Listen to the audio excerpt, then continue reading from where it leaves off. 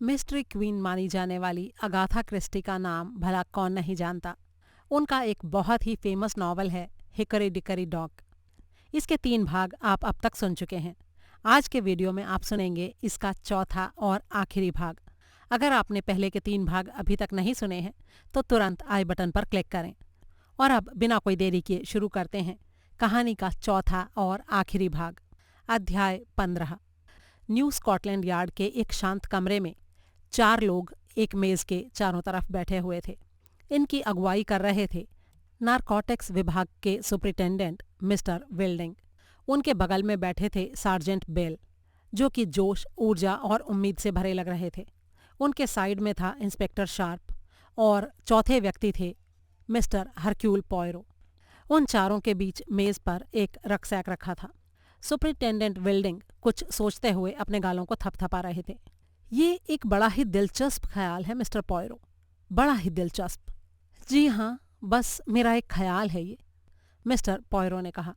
Mister विल्डिंग ने सिर हिलाते हुए कहा, हमने एक नॉर्मल सा ब्लूप्रिंट तैयार कर लिया है। स्मगलिंग तो हमेशा से होती रही है, कभी किसी तो कभी किसी रूप में। हम एक स्मगलर को पकड़ते हैं और कुछ टाइम के बाद वो कहीं और काम शुरू कर देते हैं। अपने डिपार्टमेंट की तरफ से बात करूं तो पिछले 1.5 साल में इस देश में बाहर से काफ़ी कुछ आता रहा है। ज़्यादातर हेरोइन, काफ़ी मात्रा में कोक। देश में उसके कई बड़े बड़े गोदाम हैं। फ्रेंच पुलिस को ये तो पता चला है कि वो फ्रांस में आता कैसे है, लेकिन वो इस बात को लेकर पक्के तौर पर कुछ नहीं कह सकते कि वो यहाँ से बाहर कैसे जाता है। पॉयरो ने कहा, क्या ये कहना सही होगा मिस्टर विल्डिंग कि आपकी प्रॉब्लम को मोटे तौर पर 3 भागों में बांटकर देखा जा सकता है। पहली प्रॉब्लम है डिस्ट्रीब्यूशन, दूसरी प्रॉब्लम है कि देश में माल आता कैसे है, और तीसरी ये कि इस धंधे को कौन चलाता है और इससे मुनाफा कमाता है। जी हाँ मिस्टर पॉयरो, मोटे तौर पर मैं ये कह सकता हूँ कि ये बात सही है। हम इसके बारे में तो काफ़ी जानते हैं कि छोटे छोटे आसामी माल का बंटवारा कैसे करते हैं। हमने कुछ ड्रग्स डीलरों को पकड़ा भी है, इस उम्मीद में कि उनके ज़रिए हम बड़े व्यापारियों तक पहुंच पाएंगे। इसका डिस्ट्रीब्यूशन कई अलग अलग तरीक़ों से होता है। नाइट क्लब्स में, पब्स में, दवाइयों की दुकानों में, किसी किसी डॉक्टर के माध्यम से, औरतों के कपड़े बनाने वालों और हेयर ड्रेसर्स के माध्यम से, कई और भीड़ भरी दुकानों के माध्यम से भी इसे बांटा जाता है। लेकिन मैं ये सब आपको नहीं बताना चाहता हूँ। ये इस बात का ज़्यादा महत्वपूर्ण हिस्सा नहीं है। इन सब बातों से तो हम अच्छी तरह निपट सकते हैं। कुछ लोगों पर हमें शक भी है कि वो बड़ी मछलियाँ हैं। 1 या 2 बड़े ही सम्मानित धनी मानी लोग जिनके ऊपर शक भी नहीं किया जा सकता। वो बहुत ज़्यादा ही सतर्क रहते हैं, माल खुद डिलीवर नहीं करवाते, और डिलीवर करने वाले जो छोटे छोटे लोग होते हैं उनको अक्सर इस बात का पता भी नहीं होता कि वो लोग हैं कौन। लेकिन अक्सर उनमें से किसी न किसी से कोई गलती हो जाती है और हम उनको पकड़ लेते हैं। पॉयरो ने सिर हिलाते हुए कहा, ये सब मैं समझ सकता हूँ। मेरी दिलचस्पी इस बात में है कि देश में माल आता कैसे है। मिस्टर विल्डिंग ने कहा, देखिए मिस्टर पॉयरो, हमारा देश एक आइलैंड है। सबसे आम तरीका जो होता है वो ये है कि समुद्री रास्ते से माल लाया जाए, पूर्वी तट पर कहीं चुपचाप माल को उतार लिया जाए, या फिर मोटर बोट के रास्ते दक्षिण की तरफ, जहाँ से उसको चैनल के पार आराम से पहुँचाया जा सकता है। कुछ समय तक तो ये काम आराम से चलता रहता है, लेकिन बाद में हमें पता चल जाता है कि बोट किसकी है और लाने वाला आदमी शक के दायरे में आ जाता है। कई बार माल हवाई जहाज़ के रास्ते से भी आता है। इसमें बहुत मोटी रकम का लालच दिया जाता है और उसी चक्कर में प्लेन का कोई ना कोई कर्मचारी उसके लालच में आ जाता है। फिर इनके अलावा प्रोफेशनल इंपोर्ट करने वाले भी होते हैं। बड़ी बड़ी सम्मानित कंपनियां होती हैं जो बड़े बड़े पियानो वगैरह जैसी चीज़ों का इंपोर्ट करती हैं, या उसी तरह के और सामानों का। इन्हीं सब तरीक़ों से माल हमारे देश के अंदर आता है। लेकिन पिछले कुछ टाइम से हम लोग काफ़ी परेशान हैं। माल पहले से बहुत ज़्यादा मात्रा में आ रहा है और हम उसके ऊपर नज़र नहीं रख पा रहे हैं। और बाकी चीज़ों की क्या सिचुएशन है, जैसे कीमती जवाहरात वगैरह? पॉयरो ने अगला सवाल किया। जवाब दिया सार्जेंट बेल ने, अरे उसमें भी बहुत कुछ चल रहा है सर। साउथ अफ्रीका और ऑस्ट्रेलिया से इल्लीगल हीरे और रत्न बहुत आ रहे हैं, कुछ पूर्व से भी आ रहे हैं। ये काफ़ी बड़ी मात्रा में आ रहे हैं और हमें बिल्कुल पता नहीं है कि कैसे आते हैं। एक दिन फ्रांस में एक लड़की से, जो एक नॉर्मल सी टूरिस्ट थी, उसके एक जानने वाले ने पूछा कि क्या वो उसके एक जोड़ी जूते अपने साथ विदेश ले जाएगी। कुछ ऐसा नहीं है कि जिसके ऊपर किसी तरह की ड्यूटी लगेगी और वो जूते नए भी नहीं हैं, बस किसी के जूते रह गए थे तो उनको लेकर जाना है। लड़की को जरा भी शक नहीं हुआ और वो मान गई। बाय चांस हमने उसकी जांच की। उस जूते के तलवे खाली थे और उसके अंदर अनकट डायमंड्स भरे हुए थे। सुपरिटेंडेंट ने पूछा, लेकिन ये तो बताइए मिस्टर पॉयरो कि आप हैं किस चीज की तलाश में, ड्रग्स की या तस्करी के जवाहरातों की? पॉयरो ने मुस्कुराते हुए कहा, असल में दोनों की। दोनों में से कोई भी चीज हो जिसकी कीमत ऊंची हो लेकिन जो कम मात्रा में लाई जाती हो। मुझे लगता है कि माल ढुलाई की कोई सर्विस है जो सीमा के आर पार सामानों को पहुंचाने का काम करती है। चोरी के गहने इंग्लैंड से बाहर ले जाए जाते हैं और अवैध स्टोन्स और ड्रग्स लाए जाते हैं। ये कोई छोटी सी इंडिपेंडेंट संस्था हो सकती है जो माल को कमीशन के आधार पर इधर से उधर करती है। मेरे ख्याल से इस मामले में आप सही हैं मिस्टर पॉयरो। आप बहुत ही कम जगह में 10 या 20,000 पाउंड कीमत के हेरोइन को रख सकते हैं, और यही बात ऊंची क्वालिटी के बिना तराशे हीरों के बारे में भी कही जा सकती है। देखिए मिस्टर विल्डिंग, पॉयरो ने कहा, जो स्मगलर्स होते हैं इनकी कमजोरी हमेशा से होती है इंसानी पहलू। जल्दी ही आपको किसी आदमी के ऊपर संदेह हो जाता है, किसी हवाई कर्मचारी पर, जहाज के कर्मचारी पर, किसी ऐसी औरत पर जो अक्सर फ्रांस आती जाती रहती है, कोई ऐसा इंपोर्टर जिसके बारे में आपको लगता है कि वो अपने बिजनेस से नॉर्मल से ज्यादा पैसे कमा रहा है, कोई ऐसा आदमी जिसकी कमाई तो दिखाई नहीं देती लेकिन वो बड़े आराम की जिंदगी बिता रहा है। लेकिन अगर माल कोई निर्दोष आदमी लेकर आए और उससे भी बढ़कर हर बार कोई अलग आदमी माल लेकर आए, तो सामान की पहचान करना बहुत ही मुश्किल हो जाता है। विल्डिंग ने रक्सैक की तरफ उंगली उठाई और बोला, और आपका सजेशन है ये बैग? जी हाँ मिस्टर विल्डिंग, जिस आदमी पर सबसे कम संदेह होता है वही आज के ज़माने में सबसे ज़्यादा संदेह करने लायक हो गया है, और वो है विद्यार्थी यानी स्टूडेंट, ईमानदार मेहनती विद्यार्थी, बुरी हालत में, जो जब सफ़र करते हैं तो उनके पास सिवाय अपनी पीठ पर टांगने वाले रक्सैक के अलावा और कुछ भी नहीं होता। हिच हाइकिंग करते हुए वो पूरा यूरोप घूमाते हैं। अगर हर बार एक ही स्टूडेंट को माल लेकर आना हो तो इसमें कोई शक नहीं कि आप कुछ टाइम बाद उसको लेकर चौकन्ने हो जाएंगे। लेकिन कुल मिलाकर बात ये होती है कि ये सारे माल ढोने वाले एकदम निर्दोष होते हैं, और वो गिनती में बहुत सारे हैं। तो आपको क्या लगता है मिस्टर पॉयरो कि ये सब काम चलाया कैसे जा रहा है? मिस्टर विल्डिंग ने पूछा। हरक्यूल पॉयरो ने कंधे उचका दिए और बोले, देखिए, अभी तक ये मेरा सिर्फ एक अंदाज़ा है।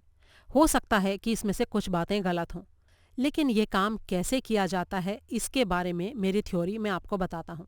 सबसे पहले एक खास तरह का रक्सैक बाजार में उतारा जाता है। वो आमतौर पर बाकी रक्सैक के जैसे ही होते हैं, अच्छे और मजबूत, और ऐसे कामों के लिए एकदम लाजवाब।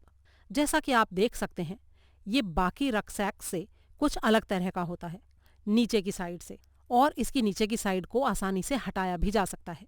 नीचे से ये इतना मोटा होता है कि इसके अंदर कीमती रत्नों और पाउडरों को आसानी से छिपाया जा सकता है। आपको इसके ऊपर तब तक शक नहीं होता जब तक कि आप खास तौर पर इसी चीज़ की तलाश ना कर रहे हों। शुद्ध हेरोइन और शुद्ध कोकीन को बहुत ही कम जगह में आसानी से रखा जा सकता है। अब इस रक्सैक को बनाकर बाजार में उतार दिया जाता है और इनकी बिक्री एक से ज़्यादा दुकानों में होती है। दुकान का जो मालिक होता है वो उस धंधे में शामिल हो भी सकता है और नहीं भी। ये भी हो सकता है कि उनको बहुत कम दाम में ये माल दिया जाता हो जो उनके लिए फ़ायदेमंद होता हो, क्योंकि इसमें उनको बाकी रक्सैक से ज़्यादा मुनाफा मिलता है। जाहिर है इसके पीछे एक खास ऑर्गेनाइजेशन होता है जहाँ पर बड़ी ही सावधानी से मेडिकल स्कूलों, लंदन यूनिवर्सिटी और ऐसी ही दूसरी जगहों पर आने वाले स्टूडेंट्स की लिस्ट बनाकर रखी जाती है। कोई ऐसा आदमी जो या तो खुद स्टूडेंट हो या स्टूडेंट बनकर रहता हो सकता है वही ये सारे धंधे का मुखिया हो। विद्यार्थी लोग अक्सर विदेश आते जाते रहते हैं। कई बार वापस आते समय मिलता जुलता रक्सैक बदल दिया जाता हो। जब ये विद्यार्थी इंग्लैंड लौटते हैं तो कस्टम पर लापरवाही से उनकी जांच की जाती है। विद्यार्थी अपने हॉस्टल में लौटकर अपना सामान निकालकर खाली रक्सैक को अलमारी में या किसी कोने में डाल देते हैं। अब यहाँ पर आकर या तो उस रक्सैक को फिर से बदल दिया जाता है या फिर उसके निचले हिस्से से सिर्फ सामान निकाल लिया जाता है। और आपको ये लगता है मिस्टर पॉयरो कि हिकरी रोड में यही हुआ है? मिस्टर विल्डिंग ने पूछा। जी हाँ, मुझे पूरा शक है कि वहाँ पर यही हुआ है। लेकिन आप इस नतीजे पर पहुँचे कैसे मिस्टर पॉयरो? मुझे अभी भी हैरानी हो रही है कि आपको ये सब बातें पता कैसे चलीं। पोयरो ने बड़े ही आराम से कहा, एक रक्सैक को टुकड़ों में काट डाला गया था। क्यों? अब इस क्यों की वजह बता पाना आसान नहीं है, इसलिए हमें किसी कारण की कल्पना करनी होगी। हिकरी रोड में कई अजीब तरह की घटनाएं हुई, लेकिन जो लड़की उन सब चीज़ों के लिए जिम्मेदार थी, उसने कसम खाकर ये कहा था कि उसने रक्सैक को नहीं काटा था। अब जब वो बाकी सारी बातों को मान रही थी, तो उसने इस बात से क्यों इनकार किया? इसकी सिर्फ एक ही वजह हो सकती थी कि वो लड़की सच बोल रही थी। रक्सैक को नष्ट करना मेरे ख्याल से कोई आसान बात नहीं है। ये एक मुश्किल काम था और कोई ऐसा आदमी था जो ऐसा करने के लिए बहुत ही बेचैन था। मुझे इस बात पर शक तब हुआ जब मुझे ये पता चला कि उस रक्सैक को उस दिन काटा गया था जब पुलिस ऑफिसर उस हॉस्टल के इंचार्ज से मिलने आया था। अब पुलिस ऑफिसर के आने का मकसद तो कुछ और ही था, लेकिन मैं इस बात को इस तरह से रखना चाहूँगा। मान लीजिए आप कोई ऐसे आदमी हैं जिसका संबंध तस्करी करने वालों के गिरोह से है। आप अपने घर जाते हैं और आपको ये पता चलता है कि घर में तो पुलिस आई हुई है और वो उस समय ऊपर मिस हबर्ड से मिलने गई हुई है। आपको तुरंत ये लगता है कि पुलिस उस तस्करी के ही सिलसिले में आई है और फिर आप डर जाते हैं क्योंकि घर में तो वो रक्सैक पड़ा हुआ है जिसमें तस्करी का माल है। आप रक्सैक को लेकर घर से बाहर नहीं निकल सकते क्योंकि आपको ये लग सकता है कि हो सकता है पुलिस ने किसी आदमी को बाहर सिर्फ इसलिए खड़ा कर रखा हो कि वो आने जाने वालों पर और सामान पर नजर रख सके।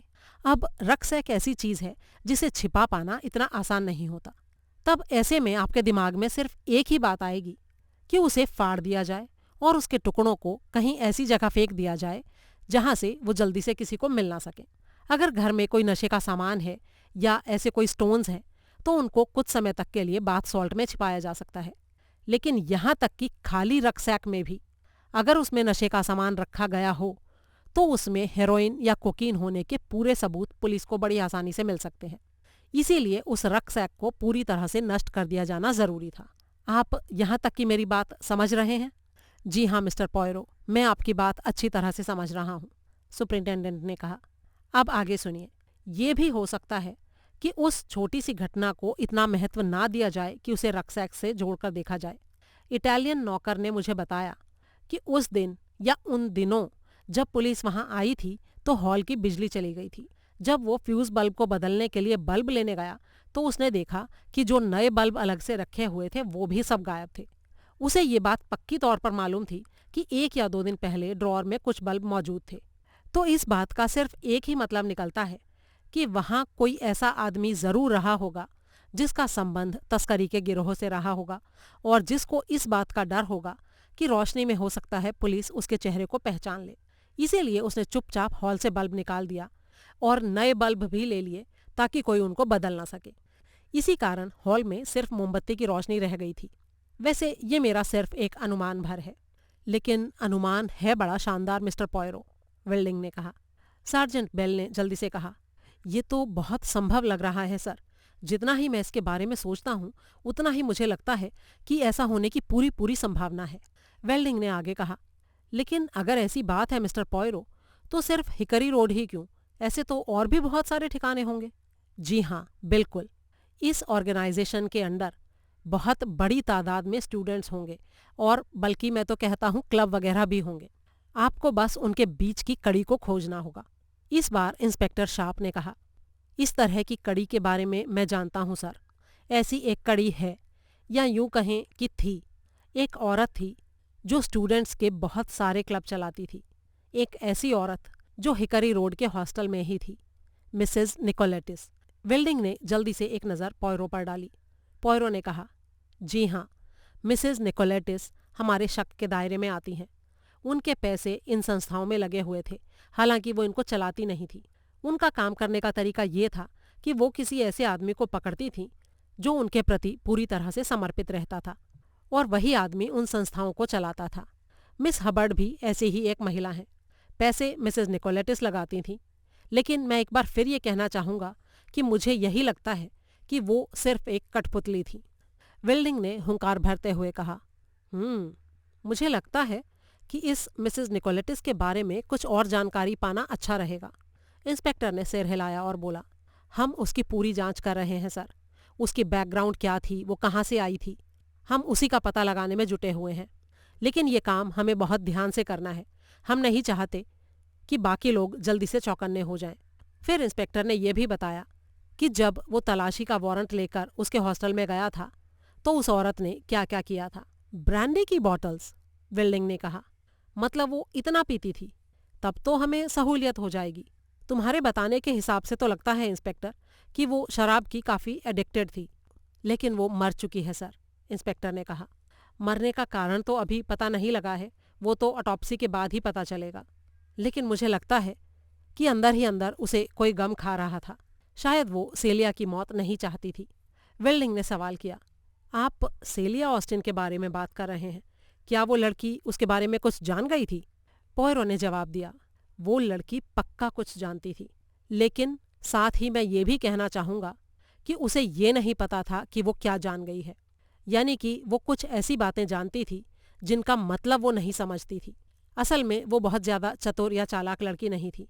वो ऐसी थी जो किसी बात को ठीक से समझ नहीं पाती थी, लेकिन अगर उसने कुछ सुना हो या कुछ देखा हो तो उस बात को वो बिना किसी शक के किसी से भी कह सकती थी। वेल्डिंग के माथे पर बल पड़ गए। उसने पूछा, आपको इस बारे में कोई अंदाज़ा नहीं है मिस्टर पॉयरो कि उसने क्या देखा या सुना था? अंदाज़ा तो नहीं है मिस्टर वेल्डिंग, लेकिन मैं अनुमान लगा सकता हूँ। असल में किसी पासपोर्ट का जिक्र आया था। क्या उस घर में किसी के गलत नाम से बना हुआ कोई पासपोर्ट था जिससे वो दूसरे देशों में किसी और नाम से जाता था? या फिर उसने ये देख लिया था कि रक्सैक के साथ छेड़छाड़ हो रही थी? या फिर शायद उसने किसी दिन किसी आदमी को रक्सैक का नीचे का नकली हिस्सा हटाते हुए देख लिया था, और वो भी बिना इस बात को समझे कि वो आदमी क्या कर रहा था। या फिर हो सकता है उसने उस आदमी को देख लिया हो जिसने बल्ब गायब किए थे, और उसने उस लड़के या लड़की से इस बात का उल्लेख कर दिया था, और वो भी इस बात को बिना समझे कि इस बात का इतना महत्व था। बहरहाल ये सभी मेरे अनुमान हैं। निश्चिंत होने के लिए हमें अभी बहुत कुछ जानना बाकी है। ठीक है, तो हम मिसेस निकोलेटिस के जीवन की पिछली बातों से शुरुआत कर सकते हैं। हो सकता है वहाँ से कुछ निकल आए, वेल्डिंग ने कहा। इंस्पेक्टर शार्प ने कहा। वो कुछ समय से छिप छिप कर पी रही थी, जिसकी वजह से उसकी हिम्मत जवाब दे चुकी थी। लेकिन मुझे ऐसा नहीं लगता कि वो कोई गिरोह चलाती थी, पोयरो ने कहा। लेकिन वो इस बात को जानती थी कि वहाँ क्या कुछ चल रहा था। हालांकि ये और बात है कि उस सब के पीछे उनका खुद का दिमाग काम नहीं कर रहा था। तो क्या आप बता सकते हैं मिस्टर पोयरो कि इसके पीछे किसका दिमाग काम कर रहा था? हो सकता है मैं गलत हूँ मिस्टर वेल्डिंग, लेकिन मैं अनुमान ज़रूर लगा सकता हूँ। अध्याय 16, भाग 1। नाइजल ने कहा, hickory dickory dock, the mouse ran up the clock. ओहो, मुझे समझ में नहीं आ रहा है कि आखिरकार इस सब चक्कर में पकड़ा कौन जाएगा। इतना कहकर उसने अपने लिए एक कप कॉफ़ी ली और नाश्ते की टेबल पर आकर बैठ गया। हॉस्टल के बाकी सभी लोग भी इस समय वहाँ मौजूद थे। इस समय वे सब मौजूदा हालातों के ही बारे में बात कर रहे थे। पुलिस द्वारा ली गई हॉस्टल की तलाशी और उसके बाद मिसेस निकोलेटिस की मौत, यही सब चर्चा का विषय थे। अहमद अली और मिस्टर एकेबिम्बो अपने कमरे में तलाशी में मिली चीज़ों के कारण थोड़े शर्मिंदा भी थे और खींचे हुए भी। तलाशी वाला टॉपिक खत्म होने के बाद बात शुरू हो गई मिसेस निकोलेटिस की मौत की। कॉलिन ने अपना गला साफ करते हुए कहा, हमें तो अभी तक ये भी नहीं बताया गया है कि मिसेस निक की मौत का कारण क्या था। वैलेरी ने थोड़ा तीखे स्वर में कहा, वो तो जांच के बाद ही हमें सुनने को मिलेगा ना। कॉलिन ने जवाब दिया, मुझे तो इस बात पर शक है। मेरे ख्याल से तो वो जांच को टाल देंगे। पैट्रिशिया ने कहा, मुझे लगता है कि इसका कारण था उनके दिल की बीमारी। वो सड़क पर गिरी पड़ी मिली थी। लन बैटसन ने कहा, वो नशे की हालत में थी और कुछ भी नहीं कर सकती थी। उनको उसी हालत में पुलिस स्टेशन ले जाया गया था। जिया ने कहा, मैं तुम लोगों को बताऊं, मुझे तो ना हमेशा से यही लगता था। जब पुलिस ने घर की तलाशी ली थी तो उन्होंने देखा था कि पूरी अलमारी ब्रांडे की खाली बोतल से भरी हुई थी। अब अगर कोई आदमी इतना पिएगा तो वो मरेगा कि नहीं? पैट्रिशिया ने मुस्कुराते हुए कहा, वो तो मुझे पता नहीं, लेकिन हाँ, इस बात से इतना ज़रूर पता चलता है कि कभी कभी उनका व्यवहार इतना अजीब सा क्यों हो जाता था। कॉलिन ने एक बार फिर अपना गला साफ किया और बोला, अरे मैंने तो उन्हें उस दिन देखा भी था कि वो शनिवार शाम को क्वींस नेकलेस की तरफ जा रही थी। उस वक्त मैं घर वापस आ रहा था। नाइजल ने जवाब दिया, तब तो मेरे ख्याल से उन्होंने वहीं पर जमकर पी होगी। जिया ने भी तड़का लगाया, और मेरे ख्याल से इतनी शराब पीने की वजह से ही वो मर गईं। लेन बैटसन ने सिर हिलाया और बोला, मुझे तो लगता है उनके दिमाग की नस फट गई होगी। अरे बाबा रे, अब भगवान के लिए ये मत बोलना कि उनकी भी हत्या की गई थी। क्या तुमको ऐसा लगता है? सैली फिंच ने मजबूत स्वर में कहा। अरे मैं तो शर्त लगाकर कह सकती हूँ कि उनकी हत्या हुई है। एके बिम्बो ने उसे टोकते हुए कहा। अरे प्लीज, क्या कह रही हो? तुम्हें ऐसा लगता है कि किसी ने उनको मार डाला है? क्या वाकई? कॉलिन बीच में कूदा। अभी ऐसा मानने का हमारे पास कोई ठोस कारण नहीं है, ये तो बस ऐसे ही बोल रही है। जेनेवी ने सवाल किया। लेकिन उनको कौन मारना चाहता था और क्यों? क्या उनके पास बहुत ज्यादा पैसा था? हो सकता है वो बहुत अमीर रही हों। अरे वो बहुत ही पागल कर देने वाली औरत थी मेरे दोस्त। मुझे तो लगता है हर कोई उनको मारना चाहता था, और एक बार नहीं, मुझे तो कई बार ऐसा लगता था, नाइजल ने कहा। भाग 2। मिस सैली, क्या मैं आपसे एक सवाल पूछ सकता हूँ? नाश्ते के समय जो बातें हो रही थीं, मैं उन्हीं को लेकर सोच रहा था। एके बिम्बो ने सैली से सवाल किया। देखो एके बिम्बो, अगर मैं तुम्हारी जगह होती तो इतना ज्यादा कभी नहीं सोचती। ये सेहत के लिए अच्छा नहीं होता। इस वक्त सैली और एके बिम्बो रीजेंट्स पार्क में ओपन एयर रेस्टोरेंट में लंच कर रहे थे। एके बिम्बो ने दुखी होते हुए कहा, अरे पूरी सुबह मैं बहुत ही परेशान था। अपने प्रोफेसर के सवालों का ठीक से जवाब भी नहीं दे पाया। वो मुझसे खुश नहीं है। उन्होंने मुझसे कहा कि मैं बस किताब से यूं ही आंसर उतार लेता हूं और खुद कुछ नहीं सोचता। लेकिन मैं तो यहाँ किताबों से ज्यादा नॉलेज हासिल करने आया हूँ। लेकिन आज सुबह मेरा दिमाग बार बार उन्हीं बातों की तरफ जा रहा था कि हिकरी रोड में आखिर ये सब चल क्या रहा है। हाँ, ये तो ठीक कहा तुमने। मेरा भी आज सुबह ध्यान नहीं लग रहा था किसी काम में, सैली ने कहा। इसीलिए तो, तभी तो मैं तुमसे ये कह रहा हूँ कि मुझे कुछ चीज़ों के बारे में बताओ, क्योंकि मैंने कहा ना, मैं बहुत अधिक सोचता रहा हूँ, एके बिम्बो ने कहा। अच्छा ठीक है, तो सुनो उसके बारे में जो तुम सोच रहे थे। हाँ हाँ, वो बोरासिक पाउडर। बोरासिक पाउडर? अब उसके बारे में क्या कहानी है? सैली ने हैरानी से पूछा। असल में मुझे ठीक से समझ नहीं आता सैली। ये एक तरह का तेजाब है क्या, जैसे सल्फ्यूरिक एसिड? अरे नहीं, ये सल्फ्यूरिक एसिड जैसा नहीं होता, सैली ने बताया। तो क्या ये सिर्फ लैब्स में टेस्टिंग के लिए ही नहीं होता है? एके बिम्बो ने पूछा। नहीं तो मुझे तो नहीं लगता कि इससे कभी लैब में कोई टेस्टिंग की जाती है। ये तो बहुत ही हल्का होता है और इससे कोई नुकसान भी नहीं होता, सैली ने कहा। तो तुम्हारा मतलब ये है कि उसको आंख में भी डाल सकते हैं? एके बिम्बो ने पूछा। हाँ, उसका यही उपयोग तो होता है। ओहो, तो मुझे समझ में आ गया सैली। वो जो मिस्टर चंद्रलाल है ना, उसके पास एक छोटी सी बॉटल है जिसमें सफ़ेद रंग का पाउडर है। वो उस पाउडर को गर्म पानी में रख के अपनी आंखों को उससे धोता है। वो उसे बाथरूम में रखता है, और एक दिन उसका वो पाउडर उसे वहां मिला नहीं, तो उस बात से वो बहुत ही गुस्से में आ गया था। वो जरूर फिर बोरासिक पाउडर ही रहा होगा। अब ये बोरासिक का क्या मामला है एके बिम्बो? सैली ने पूछा। मैं तुम्हें बताऊंगा सैली, लेकिन अभी नहीं। मुझे इसके बारे में थोड़ा और सोचने का टाइम दो, सैली ने बड़े ही ठंडे स्वर में कहा। देखो, इसमें ना अपनी गर्दन ज्यादा मत फंसाओ तुम। मैं नहीं चाहती कि अगली लाश तुम्हारी हो, समझे? भाग 3। वैलेरी, सुनो, क्या तुम मुझे एक सलाह दे सकती हो? ज्या ने वैलेरी से सवाल किया। हाँ बिल्कुल, मैं तुम्हें सलाह दे सकती हूँ ज्या, लेकिन तुम्हें किस बारे में सलाह चाहिए और क्यों? असल में ये मेरे अंदर की आवाज़ है, ज्या ने कहा। अरे बाबा रे, फिर तो मैं सबसे आखिरी इंसान होंगी जिसे तुम्हें पूछना चाहिए, क्योंकि मेरे पास तो अंतरात्मा नाम की चीज़ है ही नहीं। अरे वैलेरी, प्लीज़ इस तरह की बातें मत करो। क्यों, इसमें क्या बुराई है? वैलेरी ने अपनी सिगरेट बुझाते हुए कहा। मैं पेरिस से कपड़े स्मगल करके लाया करती थी, और उसके बारे में मैं उस भयानक औरत से डराने वाली बातें बताया करती थी जो मेरे सलोन में आती थी। फिर जब मेरे पास पैसे नहीं होते थे तो मैं बिना किराया दिए बसों में भी सफ़र करती थी। इसीलिए मैंने कहा कि मेरे पास अंतरात्मा नहीं है। लेकिन तुम बताओ, तुम्हारी क्या समस्या है? असल में वैलेरी, ये वो बात है जो नाइजल ने नाश्ते के समय कही थी। उसने कहा था कि अगर हम में से कोई किसी बात के बारे में जानता है तो उसे वो बात बता देनी चाहिए। ये तो बड़ा ही अजीब सा सवाल है ज्या, तुम सीधे सीधे बात नहीं कर सकती हो क्या? वो क्या बात है जो तुम बताना चाहती हो या नहीं बताना चाहती हो? असल में वैलेरी, उसका संबंध पासपोर्ट से है। पासपोर्ट? किसका पासपोर्ट? वैलेरी ने हैरानी से पूछा। नाइजल का। उसके पास एक जाली पासपोर्ट है। वैलेरी को जैसे विश्वास ही नहीं हुआ। नाइजल के पास? ये तो बड़ी ही असंभव सी बात लगती है। मैं नहीं मान सकती। लेकिन उसके पास में सचमुच है। और पता है वैलेरी, मेरे ख्याल से कुछ और भी चक्कर है।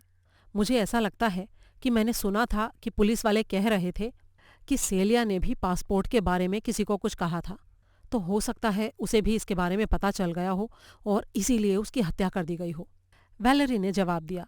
ये तो बड़ा ही ड्रामेटिक सा लग रहा है, लेकिन सच कहूं तो मुझे इस पर जरा भी यकीन नहीं हो रहा है। ये पासपोर्ट का चक्कर क्या है? मैंने उसे देखा है वैलेरी। कैसे? ये बस इत्तफाक से ही हुआ। कुछ टाइम पहले मैं अपने डिस्पैच केस में कुछ ढूंढ रही थी और गलती से मैंने नाइजल का केस देख लिया। दोनों कॉमन रूम में शेल्फ पर ही रखे हुए थे। वैलेरी को उसकी बात पर यकीन नहीं हुआ और वो जोर से हंस पड़ी। अच्छा बच्चू, अब समझी। तो तुम जासूसी कर रही थी? अरे नहीं, बिल्कुल नहीं वैलेरी, मैं ऐसा काम कभी नहीं कर सकती। मैं इस तरह की नहीं हूँ। वो तो बस मैंने गलती से उसका केस खोल लिया और कागजों को पलटने लगी। देखो मेरी प्यारी जिया, तुम इस तरह से मुझे बेवकूफ़ नहीं बना सकती हो। नाइजल का केस तुम्हारे वाले केस से बड़ा है और दोनों के रंग भी अलग अलग हैं। अब सीधे सीधे से इस बात को मान लो कि तुम भी उसी तरह की इंसान हो। तुमको नाइजल के सामानों को देखने का मौका मिला और तुमने मौके का फ़ायदा उठाया। जहाँ उठकर खड़ी हो गई। देखो वैलेरी, अगर तुम इस तरह से मेरे साथ खराब बर्ताव करोगी तो मैं यहाँ से चली जाऊंगी। अरे छोड़ो भी ड्रामा, आगे बताओ। अच्छा, मेरी इस बात में दिलचस्पी हो रही है। मैं जानना चाहती हूँ कि फिर क्या हुआ। जिया ने बताना शुरू किया। हाँ, तो वो ना एक पासपोर्ट था। वो नीचे गिर गया और उसके ऊपर कोई और नाम था, स्टैनफर्ड या स्टैनली या कुछ इसी तरह का। तो मुझे लगा कि यह बात कितनी अजीब है कि नाइजल के पास किसी और का पासपोर्ट पड़ा हुआ है। फिर मैंने उसको खोला तो पता है क्या देखा? उसके अंदर नाइजल की तस्वीर लगी थी। तो अब इस बात से तुम्हें ऐसा नहीं लगता कि वो दोहरा जीवन जी रहा है? मैं सोच रही थी कि मुझे पुलिस को बता देना चाहिए। क्या तुम्हें लगता है ऐसा करना ठीक होगा? वैलेरी हंसने लगी। तुम्हारी किस्मत खराब है जहाँ। जहाँ तक मुझे लगता है इसका जवाब बहुत ही आसान है। पैट ने मुझे ये बात बताई थी। नाइजल को कुछ पैसे मिलने वाले थे या कुछ इसी तरह का चक्कर था, लेकिन उसके लिए शर्त ये थी कि उसे अपना नाम बदलना पड़ेगा। तो मेरे ख्याल से उसने इस काम को पूरा करने के लिए ही कुछ कागजात वगैरह बनवाए होंगे। ये पासपोर्ट भी उसी का एक हिस्सा होगा। मेरे ख्याल से उसका असली नाम स्टैनफील्ड या स्टैनली या कुछ इसी तरह का था। अगर तुमको मेरी बात पर यकीन ना हो तो तुम पैट से भी पूछ सकती हो। जहाँ बुरी तरह से खिजी हुई दिखाई दे रही थी। ओह, तो ये बात है। मैं तो यूं ही जोश में आ गई थी। लेकिन चलो, अगर ऐसी बात है जैसा तुमने कहा तो फिर मुझी से गलती हुई होगी। फिर वो उठकर कमरे से चली गई। तभी दरवाजे पर थप थप हुई और सैली अंदर आई। क्या बात है वैलेरी, तुम्हारा चेहरा कुछ उतरा हुआ सा लग रहा है। अरे ये सब उस गंदी लड़की जिया की वजह से। वो सच में बहुत ही बुरी है। वो कुछ भी गलत काम कर सकती है। कभी कभी तो मुझे लगता है कि उसी ने बेचारी सीलिया को मार दिया होगा। अगर कभी वो शक के घेरे में आती है तो मुझे तो वाकई बहुत खुशी होगी, वैलेरी ने बड़े ही उखड़े स्वर में कहा। सैली ने जवाब दिया, हाँ, इस बात में तो मैं भी तुम्हारे साथ हूँ। वैसे मुझे लगता नहीं कि इस तरह की कोई बात की संभावना होगी। मुझे नहीं लगता कि जहाँ कभी किसी की हत्या करने जैसा काम करेगी। वैलेरी ने एक ठंडी सांस ली और बोली, पता नहीं सैली, लेकिन मुझे सचमुच लगता है कि यहाँ पर कोई है जो एकदम पागल है, बुरी तरह पागल। सैली ये सुनकर बुरी तरह से कांप उठी। भाग 4। नाइजल, मैं तुम्हें कुछ बात बताना चाहती हूँ। ये पैट्रिशिया लेन थी। नाइजल बड़ी ही बेचैनी से अपनी दराज में कुछ ढूंढ रहा था। हाँ बोलो, क्या बात है पैट, उसने कहा। पता नहीं मेरे नोट्स कहाँ चले गए। मेरे ख्याल से तो मैंने उन्हें यहीं रखा था, पैट्रिशिया ने कहा। अरे नाइजल, इस तरह से सारा सामान मत बिखेरो। तुमने कितनी बुरी तरह से सब कुछ फैलाकर रख दिया है। मैंने अभी तो ठीक किया था, नाइजल ने खीजे स्वर में कहा। अरे अब ये क्या बकवास है? मुझे अपने नोट्स खोजने हैं भाई, तो सामान तो इधर उधर करना ही होगा ना। अरे नाइजल, एक मिनट मेरी बात तो सुनो। अरे यार, क्या बात है? अच्छा बोलो, इतनी बेचैन क्यों हो रही हो? मैं तुमसे अपने दिल की बात कहना चाहती हूँ। उम्मीद है ये हत्या के बारे में नहीं होगी, नाइजल ने कहा। नहीं, बिल्कुल नहीं। चलो, शुक्र है। अब बोलो क्या है, पैट ने धीमे स्वर में कहा। वो क्या है, एक दिन जब मैंने तुम्हारे मोज़े रफ़ू किए थे और मैं उनको लेकर यहाँ कमरे में आई थी, और जब मैं उनको तुम्हारी ड्रॉर में रख रही थी तो वो मॉर्फिया की बोतल वहाँ पर थी जिसके बारे में तुमने ये कहा था कि तुम उसे हॉस्पिटल से लेकर आए थे। हाँ तो, और उस बात को लेकर तुमने खूब हाय तौबा भी तो मचाई थी, नाइजल ने कहा। लेकिन मेरी बात को समझने की कोशिश करो नाइजल। वो बॉटल तुम्हारी ड्रॉर में तुम्हारे मोज़ों के बीच थी, जहां से वो किसी को भी मिल सकती थी। नाइजल ने उकताए स्वर में कहा। अरे भाई, किसी को क्यों मिलती? तुम्हारे अलावा मोज़ों के बीच में और कोई हाथ थोड़ी डालता है। देखो नाइजल, ये बात मुझे खतरनाक लगी थी कि उसको इस तरह से रखा जाए, और मुझे याद है कि तुमने कहा था कि एक बार शर्त जीत जाने के बाद तुम उसे फेंक दोगे, लेकिन वो उसके बाद भी वहीं थी। हाँ, वहीं थी, क्योंकि तब तक मुझे वो तीसरी चीज़ नहीं मिली थी, इसलिए। असल में नाइजल, मुझे उस टाइम लगा कि ये बात बहुत गलत है, और इसलिए मैंने उस बॉटल को ड्रॉअर से बाहर निकाल लिया और फिर उसके अंदर जो जहर था उसको फेंक कर उसमें सोडा भर दिया था। दोनों देखने में बिल्कुल एक जैसे ही थे। नाइजल अपने खोए हुए नोट्स को ढूंढते ढूंढते बीच में ठिठक कर रुक गया। क्या कहा तुमने? क्या वाकई तुमने ऐसा किया था? तुम्हारा मतलब ये है कि जब मैं लेन और कॉलिन के सामने इस बात की कसम खा रहा था कि उसके अंदर जो चीज थी वो मॉर्फिन थी, उस टाइम वो सिर्फ सोडा बाइकार्बोनेट था? हाँ नाइजल, लेकिन देखो, मेरी बात को समझने की कोशिश करो। नाइजल ने उसे बीच में ही रोक दिया। वो बुरी तरह से गुस्से में था। इसका मतलब ये हुआ कि मैंने जो शर्त जीती वो अवैध तरीके से जीती। हाँ, ये बात और है कि मैं उस बारे में नहीं जानता था। मैंने तो अपनी तरफ से सही काम किया था, लेकिन तुमने सब कुछ बिगाड़ दिया। लेकिन नाइजल, उसको वहां रखना सच में बहुत खतरनाक था। हे भगवान, मुझे ये नहीं समझ में आ रहा कि तुम इस बात को लेकर इतनी परेशान क्यों हो पैट। तुमने असली जहर का किया क्या? मैंने उसे सोडा वाली बॉटल में रखकर अपनी रुमाल वाली ड्रॉर्स के पीछे छिपा दिया था। नाइजल ने उसे हैरानी से देखा और बोला, क्या वाकई पैट? लेकिन ऐसा क्यों किया तुमने? वहां रखने से क्या फर्क पड़ गया? वो मुझे लगा कि वो वहां ज्यादा सेफ रहेगा।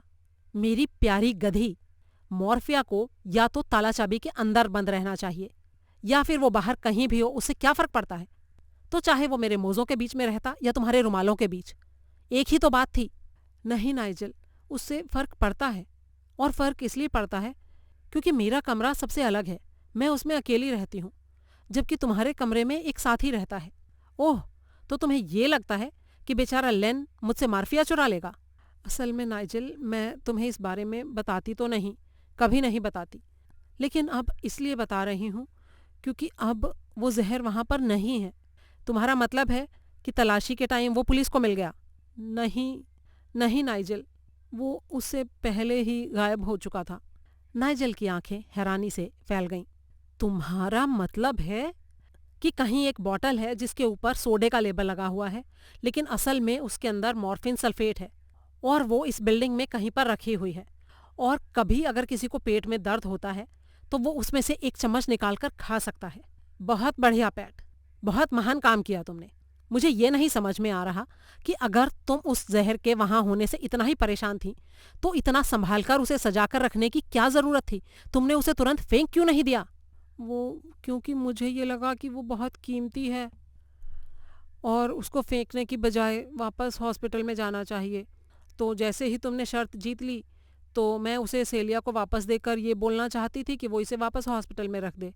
और तुमको पक्का यकीन है कि तुमने वो जहर सेलिया को नहीं दिया था? अरे नहीं, बिल्कुल नहीं नाइजल।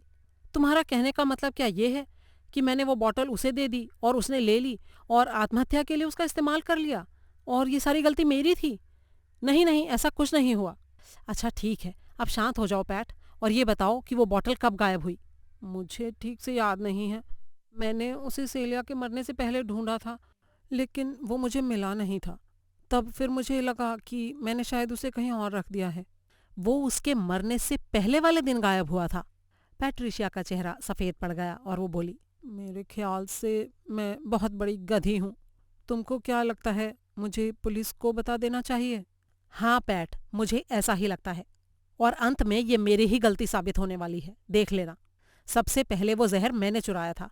उस समय तो मुझे ये बहुत बड़ा कारनामा लग रहा था, लेकिन अब मुझे लग रहा है कि मैंने बहुत बड़ी बेवकूफ़ी कर दी है। मुझे माफ़ कर दो नाइजल, जब मैंने उसे लिया था तो सच में मेरा बस यही मतलब था कि। हाँ हाँ, मैं जानता हूँ कि तुमने उसकी बेहतरी के लिए ही ऐसा किया था, लेकिन मुझे अब भी यकीन नहीं हो रहा है पैट कि वो गायब हो गया है। तुम इस बात को भूल गई कि तुमने उसे कहाँ रखा था? तुम्हें पता है, तुम कई बार चीज़ों को रखकर भूल जाती हो। हाँ लेकिन। तभी नाइजल तेजी से उठकर खड़ा हो गया। उसके चेहरे पर शक की एक लहर कौंध गई। उसने तेजी से पैट से कहा। अभी जाओ और अपने कमरे में जाकर तुरंत उसे खोजो। भाग 5। नाइजेल, वो मेरे अंडरगारमेंट्स हैं। हाँ तो हम किसी भी बात को लेकर तब तक निश्चिंत नहीं हो सकते पैट, जब तक कि हम हर जगह पर उसको ढूंढ न लें। और मैं ये काम अच्छी तरह से करना चाहता हूँ। इसमें मुझे कोई लापरवाही नहीं चाहिए। तभी दरवाजे पर खटखट हुई और सैली फिंच अंदर आई। उसकी आंखें हैरत से खुली रह गईं। पैट हाथ में नाइजेल के ढेर सारे मोजे लिए बैठी थी और नाइजेल दराजों को खोले उसके कपड़ों के ढेर में कुत्ते की तरह कुछ खोज रहा था। फॉर गॉड सेक, यहाँ चल क्या रहा है? सैली ने सवाल किया। नाइजेल ने धीरे से कहा, सोडा बाइकार्बोनेट ढूंढ रहा हूँ। क्यों? क्योंकि मेरे पेट में दर्द हो रहा है, और वो दर्द और किसी चीज़ से नहीं बल्कि सोडा बाइकार्बोनेट से ही ठीक होगा। मेरे ख्याल से वो किचन में है, सैली ने कहा। अरे उससे कुछ नहीं होगा सैली, मुझे पैट वाला ही चाहिए। इसके पास जिस ब्रांड का है उसी से मेरे पेट का दर्द ठीक होता है हमेशा। सैली ने लापरवाही से कहा, तुम ना पागल हो। पैट, सच सच बताओ, ये क्या ढूंढ रहा है? पैट्रिशिया ने बेचारगी के साथ अपना सिर हिलाया और बोली, तुमने मेरी सोडा की बोतल देखी है क्या सैली? बोतल के तले में बस थोड़ा सा ही वो बचा हुआ था। नहीं, मैंने नहीं देखा। अच्छा ये बताओ पैट, क्या तुम्हारे पास कोई स्टैम्प्स हैं? मुझे एक चिट्ठी लिखनी है और मेरे स्टैम्प खत्म हो गए हैं। वहाँ ड्रॉर में रखे हैं, ले लो, पैट्रिशिया ने कहा। सैली ने उसके लिखने की मेज़ का छोटा सा दराज खोला, वहाँ से टिकट वाली बुक निकाली। उससे एक टिकट निकालकर उसने अपनी चिट्ठी पर चिपका दिया। स्टैम्प बुक वापस दराज के अंदर डाली और मेज़ पर उस टिकट की कीमत के पैसे रख दिए। थैंक यू पैट, क्या मैं तुम्हारी ये चिट्ठी भी साथ में पोस्ट कर दूं? अरे नहीं नहीं, मुझे लगता है अभी मुझे इंतज़ार करना चाहिए। सैली ने सिर हिलाया और कमरे से बाहर निकल गई। पैट ने जो मोजे हाथ में पकड़ रखे थे उसने उनको नीचे गिरा दिया और घबराहट में अपनी उंगलियां चटकाने लगी। Nigel, Nigel. क्या है पैट? मैं कुछ और भी कहना चाहती हूँ। हे भगवान, अब तुम और क्या करने वाली हो पैट? वो, मुझे लगता है कि तुम मुझसे नाराज हो जाओगे। मैं पहले से ही गुस्से में हूँ पैट, मुझे बहुत डर लग रहा है। अगर सेलिया को उसी बोतल से जहर दिया गया है जो मैं लेकर आया था, तो सच कहता हूँ, अगर उन्होंने मुझे फांसी पर नहीं भी चढ़ाया ना, तो मुझे बरसों जेल में तो जरूर बिताने पड़ेंगे। अरे नहीं, इस बात का उससे कोई संबंध नहीं है। ये बात तो तुम्हारे पिता के बारे में है। क्या कहा तुमने? कहते हुए नाइजेल पीछे घूमा। उसके चेहरे पर हैरानी के भाव थे। क्या तुमको पता है नाइजेल कि वो बहुत बीमार हैं? मुझे इस बात की जरा भी परवाह नहीं कि वो कितने बीमार हैं, मेरी बला से। अरे कल रात वायरलेस पर यह खबर आ रही थी कि सर आर्थर स्टैनली, जो प्रसिद्ध रिसर्च केमिस्ट हैं, बहुत गंभीर रूप से बीमार हैं। वाह, वीआईपी होना भी कितनी अच्छी बात है। आपको छींक भी आती है तो पूरी दुनिया को इस बात का पता चल जाता है। नाइजेल ने बड़े ही व्यंग्य से कहा। इतने रूखे मत बनो नाइजेल, अगर वो वाकई मर रहे हैं तो तुमको जाकर उनसे मिलना तो चाहिए। किसी भी सूरत में नहीं जाऊंगा। अरे लेकिन वो मर रहे हैं, वो मरते समय भी वही सूअर बने रहेंगे जैसे कि अच्छी हालत में थे। इतना कड़वा और नाशुक्रा होना अच्छा नहीं है नाइजेल। मेरे ख्याल से तुम्हें एक बार उनके पास जाना चाहिए। सुनो पैट, मैंने एक बार तुम्हें बताया था ना कि उन्होंने मेरी माँ का खून कर दिया था। हाँ मुझे पता है नाइजेल, और तुमने कहा था कि तुम अपनी माँ को बहुत चाहते थे। लेकिन मुझे लगता है नाइजेल कि कभी कभी तुम बहुत बढ़ा चढ़ा कर बातें करते हो। बहुत सारे ऐसे पति होते हैं जो निर्दयी होते हैं और जिनमें भावनाएं नहीं होती, और उनकी पत्नियां अंदर ही अंदर कुढ़ती रहती हैं। लेकिन तुम्हारा ये कहना कि तुम्हारे पिता ने तुम्हारी माँ का खून कर दिया था, ये बढ़ा चढ़ाकर कही गई बात है, और असल में ये सही नहीं है। तुम इस सब के बारे में कुछ ज्यादा ही जानती हो, है ना? वो सब मुझे नहीं पता नाइजेल, लेकिन मैं इतना जानती हूँ कि एक दिन तुमको इस बात का बहुत पछतावा होगा कि तुमने मरने से पहले अपने पिता से फिर से मेल नहीं किया। और इसीलिए तुम्हारे पिता को एक खत लिखा है, उनको ये बताते हुए कि तुमने उनको चिट्ठी लिखी है। क्या ये वही चिट्ठी है जिसको सैली डाक में डालने की बात कर रही थी? नाइजेल तेजी से लिखने की मेज तक गया और उसने वो चिट्ठी उठा ली। उसके ऊपर पता लिखा हुआ था और स्टैम्प भी लगा हुआ था। उसने जल्दी से कांपती उंगलियों से उसके टुकड़े टुकड़े कर दिए और उसे डस्टबिन में फेंक दिया। ये लो, और आगे से फिर कभी ऐसा करने की हिम्मत भी मत करना। सच में नाइजेल, तुम बहुत ही बचकाने हो। तुम चिट्ठी तो फाड़ सकते हो, लेकिन मुझे एक और चिट्ठी लिखने से नहीं रोक सकते। और मैं ज़रूर लिखूंगी, बता देती हूँ। तुम्हारी प्रॉब्लम पता है क्या है पैट? तुम बहुत ही ज़्यादा भावुक हो। तुमने कभी ये नहीं सोचा कि जब मैंने ये कहा कि मेरे पिता ने मेरी माँ को मार डाला था, तो मैं बढ़ा चढ़ाकर बात नहीं कर रहा था, बल्कि सच्चाई बयान कर रहा था। मेरी माँ की मौत दवाई के ओवरडोज से हुई थी। जांच के बाद उन्होंने कहा था कि उन्होंने गलती से वो दवाई खा ली थी, लेकिन असल बात यह है कि उन्होंने वो गलती से नहीं खाई थी। मेरे पिता ने जानबूझकर उनको वो दवा दी थी, और वो इसलिए क्योंकि वो किसी और औरत से शादी करना चाहते थे, और मेरी माँ कभी उन्हें तलाक नहीं देती। ये एक सोची समझी हत्या थी। अगर मेरी जगह तुम होती तो क्या करती? उनके बारे में पुलिस को बता देती? मेरी माँ कभी ऐसा नहीं चाहती, और इसीलिए मैं जो कर सकता था वो मैंने किया। मैंने उस सुअर को ये बता दिया कि मैं इस बात को जानता हूँ, और हमेशा के लिए उससे अपना हिसाब बराबर कर लिया। यहाँ तक कि मैंने अपना नाम भी बदल लिया। ओह, मुझे माफ़ कर दो नाइजल। मैंने कभी सपने में भी नहीं सोचा था कि बात इस तरह की है। अब तो तुम्हें पता चल गया ना। वो प्रसिद्ध और इज्जतदार आर्थर स्टैनली, जो अपने रिसर्च और एंटीबायोटिक्स के लिए सारी दुनिया में जाना जाता है, जो किसी हरे भरे पेड़ की तरह खड़ा है, वो कितना कमीना और गिरा हुआ आदमी है। जिससे उसको लगाव था, उससे उसने कभी शादी नहीं की। बाद में उसने अपना मन बदल लिया। मुझे लगता है कि शायद उसे इस बात का अंदाज़ा हो गया था कि उसने क्या किया है। ओह माय डियर नाइजल, मुझे माफ़ कर दो। ये तो वाकई बहुत ही बुरी बात है। ठीक है, अच्छी बात है कि तुम्हें सब समझ में आ गया। अब इसके बारे में हम फिर कभी कोई बात नहीं करेंगे, और अब हम खोए हुए बाइकार्बोनेट को खोजने का काम फिर से शुरू करते हैं। एक बार फिर से आराम से बैठकर सोचो कि तुमने असल में उसे कहाँ रखा था या उसके साथ क्या किया था। पूरा ध्यान लगाकर सोचो, समझी? भाग 6। जेनेवी कॉमन रूम में आई तो बहुत जोश में दिखाई दे रही थी। उसने वहां मौजूद लोगों से कांपती आवाज में कुछ कहा। पता है, अब मैं पक्के तौर पर यह बात कह सकती हूँ कि सेलिया का खून किसने किया था। किसने किया था जेनेवी? और किस कारण से तुम ये बात पक्के तौर पर कह सकती हो? रैनी ने पूछा। जेनेवी ने यह देखने के लिए पीछे देखा कि कॉमन रूम का दरवाज़ा बंद है या नहीं। फिर वो धीमी आवाज में बोली, नाइजल चैपमैन ने किया। Nigel Chapman? तुम्हें कैसे पता? और वो खून क्यों करेगा? अरे सुनो, मैं गलियारे से होते हुए नीचे सीढ़ियों पर जा रही थी, और मुझे पैट्रिशिया के कमरे से कुछ आवाज़ें सुनाई दी। वो नाइजल चैपमैन की ही आवाज़ थी। नाइजल पैट्रिशिया के रूम में है? जियां को इस बात पर यकीन नहीं हुआ, लेकिन जेनेवी ने आगे कहा, और वो उससे कह रहा था कि उसके पिता ने उसकी माँ का खून किया था, और उसने अपना नाम भी बदल रखा है। तो अब बोलो, ये बात साफ हो गई कि नहीं? उसके पिता एक खूनी मुजरिम थे, और इसीलिए ये बात उसके खून में है। मिस्टर चंद्रलाल ने इस संभावना का आनंद लेते हुए कहा, हाँ, हो सकता है, बिल्कुल हो सकता है। वो आदमी इतना ज्यादा वॉयलेंट है, इतना ज्यादा असंतुलित है कि उसका अपने ऊपर कोई काबू ही नहीं है। ये बात तो आप सब भी मानेंगे।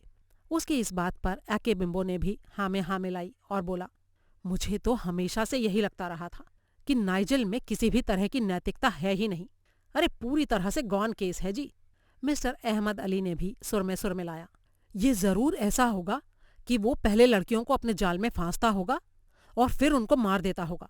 अब क्योंकि सीलिया एक अच्छी लड़की थी, इज्जतदार, तो उसने चाहा होगा कि उनकी शादी हो जाए, और इसीलिए उसने उसका खून कर दिया। लेन बैटेसन चिल्लाकर बोला, ये तो बहुत ही सड़ा हुआ आदमी है। क्या कहा तुमने? जिया ने पूछा। मैंने कहा सड़ा हुआ आदमी है वो। अध्याय 17। पुलिस स्टेशन के कमरे में बैठकर नाइजल घबराई आंखों से इंस्पेक्टर शार्प की सख्त आंखों को देख रहा था। थोड़ा हकलाते हुए उसने अपनी कहानी पूरी सुनाकर खत्म की थी। क्या तुम्हें पता है मिस्टर चैपमैन कि अभी अभी तुमने मुझे जो बताया वो बहुत ही गंभीर बात है? जी हाँ इंस्पेक्टर, मैं जानता हूँ। अगर मुझे ये नहीं लगा होता कि ये बहुत ज़रूरी मामला है तो मैं यहाँ आपको ये सब बताने आया ही नहीं होता। और आपका कहना ये है मिस्टर चैपमैन कि मिस लेन को ये बात एकदम याद नहीं है कि आखिरी बार उन्होंने बाइकार्बोनेट की बोतल को कब देखा था जिसमें असल में मॉर्फिन रखा हुआ था? जी हाँ इंस्पेक्टर, वो इसमें बुरी तरह से उलझ गई है। वो जितना ही इसके बारे में सोचने की कोशिश करती है उतना ही और ज़्यादा कंफ्यूज हो जाती है। उसका कहना है कि मैंने उसे डरा दिया है। तो ठीक है, हम लोग इसी वक्त हिकरी रोड जाएंगे। जैसे ही इंस्पेक्टर ने ये कहा, मेज़ पर रखा फ़ोन बज उठा। पास बैठे सिपाही ने फ़ोन उठाया। उधर से आती आवाज़ को सुनकर उसने कहा, मिस लेन का फ़ोन है, वो मिस्टर नाइजल से बात करना चाहती हैं। नाइजल ने मेज़ की दूसरी तरफ झुकते हुए उससे रिसीवर ले लिया और बोला, पैट? हाँ, मैं नाइजल बोल रहा हूँ। लड़की की आवाज़ आई। उसकी सांसें उखड़ रही थीं। वो बहुत बेचैन थी और उसके शब्द लड़खड़ा रहे थे। नाइजल, मुझे लगता है मेरी समझ में सब आ गया है। मेरा मतलब है, मुझे अब पता चल चुका है कि मेरी दराज से उसे कौन निकाल सकता है। सिर्फ एक ही आदमी है जो ऐसा कर सकता है। हेलो पैट, क्या हुआ? कौन है वो आदमी? ये मैं अभी तुमको नहीं बता सकती, बाद में बताऊंगी। तुम आ रहे हो ना? रिसीवर से कान सटाकर सिपाही और इंस्पेक्टर भी बातचीत सुन रहे थे। उन्होंने नाइजल को इशारा किया कि वो बोले अभी। नाइजल ने फ़ोन पर कहा, हम तुरंत आ रहे हैं, बस 1 ही मिनट का रास्ता है। हाँ ठीक है, मैं अपने कमरे में ही हूँ। ठीक है पैट। हिकरी रोड के उस छोटे से सफ़र के दौरान शायद ही किसी ने एक शब्द भी कहा। इंस्पेक्टर शार्प को लगा कि आखिरकार मामला सुलझ गया है। पैट्रिशिया की बात से यह साफ था कि उसे कोई ऐसी बात याद आ गई है जो काफ़ी महत्वपूर्ण लगती है। उसने अनुमान लगाया कि वो शायद हॉल से फ़ोन कर रही थी, इसीलिए अपने शब्दों को लेकर वो काफ़ी सावधान थी। शाम के इस वक्त वहाँ से काफ़ी सारे लोग गुजरते होंगे। नाइजल ने 26 हिकरी रोड का दरवाज़ा अपनी चाबी से खोला और वे सब अंदर दाखिल हो गए। कॉमन रूम के खुले दरवाजे से इंस्पेक्टर ने देखा कि लेन बैटसन का सिर किसी किताब पर झुका हुआ था। वे लोग सीढ़ियाँ चढ़कर ऊपर गए और नाइजल ने पैट का दरवाज़ा खटखटाया। पैट, हम आ गए हैं। और जैसे ही उसने दरवाज़ा खोला, उसकी आवाज़ ठहर सी गई। अंदर पैट्रिशिया लेन फर्श पर गिरी हुई थी। इंस्पेक्टर ने फुर्ती से आगे बढ़कर उसका हाथ उठाकर उसकी नाड़ी की जांच की। एक पल बाद वो खड़ा हुआ और दुखी चेहरे से बोला, ये मर चुकी है मिस्टर चैपमैन। नहीं, ऐसा कैसे हो सकता है? आप क्या कह रहे हैं इंस्पेक्टर? मेरी प्यारी पैट, ये सब कैसे हो गया? ये इस हथियार से किया गया है। इंस्पेक्टर ने हाथ में उठाकर उसे कुछ दिखाया। ये एक साधारण सा तुरत फुरत में बनाया गया हथियार था। एक मोजे में रखा पत्थर का पेपरवेट। इसके सर के पीछे से वार किया गया है मिस्टर नाइजल। ये बहुत ही कारगर हथियार है और अगर आपको इस बात से कुछ राहत मिलती हो तो मैं बता दूं कि शायद लड़की को पता भी नहीं चला होगा कि उसके साथ क्या हुआ है। नाइजल बिस्तर पर ढह गया और बड़े ही दुखी स्वर में बोला, ये तो मेरा ही मोजा है, वो इसे सिलने वाली थी। और अचानक वो जोर जोर से बच्चों की तरह रोने लगा, ऐसे बच्चे की तरह जिसे किसी ने मेले में अकेला छोड़ दिया हो और जिसे अपना होश तक ना हो। इंस्पेक्टर फिर से घटना के तार जोड़ने में लग गया। ये कोई ऐसा आदमी था जिसे वो अच्छी तरह से जानती थी, कोई ऐसा जिसने मोजा उठाया और उसके भीतर पेपरवेट डाल दिया। क्या आप इस पेपरवेट को पहचानते हैं मिस्टर चैपमैन?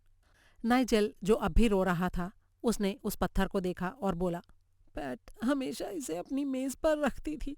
मेरी प्यारी पैट, मैं उसके बिना क्या कर पाऊंगा? और फिर अचानक वो अपने बालों को पीछे करते हुए उठ खड़ा हुआ। जिसने भी ये किया है, मैं उसका खून कर दूंगा। उस सुअर हत्यारे को नहीं छोड़ूंगा मैं।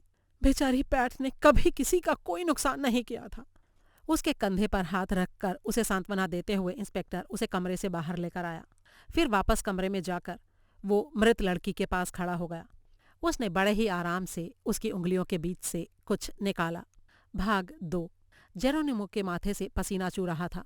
उसने डरी हुई काली आंखों से सबको देखा और बोला, मैंने कुछ नहीं देखा, कुछ भी नहीं सुना, मुझे कुछ नहीं पता है। मैं तो मारिया के साथ रसोई में था, मैं तो कुछ बना रहा था। इंस्पेक्टर ने उसे टोकते हुए कहा, तुम्हें कोई दोषी नहीं कह रहा है। थोड़ी देर सोचकर आराम से मुझे बताओ कि घर में कौन कौन आया और कौन कौन गया। मुझे कुछ नहीं पता है सर। लेकिन तुम्हें रसोई की खिड़की से तो दिखाई दे सकता है ना कि कौन आ रहा है और कौन जा रहा है। लेकिन सर, इस टाइम तो लोग आते जाते ही रहते हैं। अच्छा ये बताओ, 6 बजे से लेकर 6:30 बजे तक, यानी हमारे आने तक घर में कौन कौन था? मिस्टर नाइजल, मिस हबर्ड और मिस हॉबहाउस को छोड़कर बाकी सब। ये तीनों कब गए थे? जी, मिस हबर्ड तो चाय से पहले ही गई थी, अभी तक वापस नहीं आई हैं। और मिस्टर नाइजल 6 बजे से पहले निकले थे, काफ़ी परेशान दिख रहे थे। वो अभी आपके साथ आए। और मिस वैलेरी ठीक 6 बजे निकली थी। उस समय टाइम का सिग्नल बज रहा था। वो ऐसे तैयार होकर गई थी जैसे कॉकटेल के लिए जा रही हों। वो भी अभी तक नहीं आई हैं। और बाकी सब यहीं हैं? जी हाँ सर, बाकी सब यहीं हैं। शार्प ने अपनी नोटबुक में देखा। पैट्रिशिया के फोन आने का समय उसमें दर्ज था। ये था 6:08।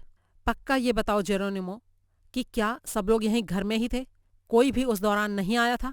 जी बस मिस सैली चिट्ठी डालने बाहर पोस्ट बॉक्स तक गई थी और फिर वापस आ गई थी। क्या तुम बता सकते हो कि वो किस समय आई थी? एकदम ठीक ठीक समय? ठीक ठीक तो पता नहीं, लेकिन जब वो आई थी उस समय न्यूज़ चल रही थी। यानी 6 बजे के बाद? जी हाँ सर। न्यूज़ का कौन सा हिस्सा चल रहा था उस टाइम? मुझे ठीक से याद नहीं है सर, लेकिन खेल समाचार से पहले की बात है, क्योंकि जब खेल समाचार आते हैं तो हम बंद कर देते हैं। इंस्पेक्टर ने एक गहरी सांस ली। इन सारी बातों का मतलब था एक बहुत ही लंबी और थका देने वाली पूछताछ। कौन कॉमन रूम में था, कौन बाहर निकला, कौन किसके बारे में क्या बोलेगा। और इसके अलावा जो एशियाई और अफ्रीकी विद्यार्थी थे वो टाइम के बहुत पाबंद भी नहीं थे। ये काम बहुत ही मुश्किल था, लेकिन जो भी हो इसे करना तो पड़ेगा ही। भाग 3। मिस हबर्ड के कमरे में माहौल दुख का था। उन्होंने बाहर जाने वाले कपड़े ही पहने थे, लेकिन उनके चेहरे पर चिंता थी। वो एक सोफे पर बैठी हुई थीं और इंस्पेक्टर और सार्जेंट कॉब एक टेबल पर। इंस्पेक्टर ने कहा, मुझे लगता है कि उसने यहाँ से फ़ोन किया था। करीब 6:08 के आसपास कॉमन रूम में कई लोग आए और गए, और उनका कहना है कि उनमें से किसी ने भी इस बात पर ध्यान नहीं दिया कि हॉल के फ़ोन का इस्तेमाल किया गया था। तो जाहिर है कि टाइम के बारे में उनके ऊपर यकीन नहीं किया जा सकता। इनमें से आधे लोगों ने तो लगता है कि घड़ी देखी ही नहीं थी, लेकिन मुझे लगता है कि उसने अगर पुलिस स्टेशन में फ़ोन किया था तो वो यहाँ पर ज़रूर आई होगी। आप उस टाइम बाहर गई थी मिस हबर्ड, लेकिन मेरे ख्याल से आप अपना दरवाज़ा बंद नहीं रखती हैं, है ना? जी नहीं, मैं हमेशा दरवाज़ा खुला रखती हूँ।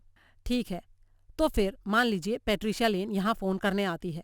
जो भी उसे याद आया था वो हमें बताने के लिए। तो जब वो बात कर रही थी तो दरवाज़ा खुला और किसी ने अंदर झांका या वो अंदर आया। पैट्रिशिया ने तुरंत फ़ोन रख दिया। क्या ये इसलिए हुआ होगा कि उसने अंदर आने वाले इंसान को पहचान लिया था, या फिर ये वही आदमी था जिसका नाम वो लेने जा रही थी, या फिर उसने एक सामान्य सावधानी बरतने के लिए भी ऐसा किया हो सकता है। हम एक बार के लिए अपने पहले वाले अनुमान को सही मानकर चलते हैं। अब ये जो भी थी उसने उसका पीछा किया था, और शायद वो बाहर दरवाजे से लगकर उसकी बात सुन भी रही हो। फिर उसने अंदर आकर पैट को आगे बोलने से रोकने की कोशिश की हो। फिर वो आराम से उसके साथ बातें करती हुई उसके कमरे तक गई हो। मिस हबर्ड ने तेजी से कहा, लेकिन आप इसे ऐसे क्यों संबोधित कर रहे हैं कि वो कोई लड़की है?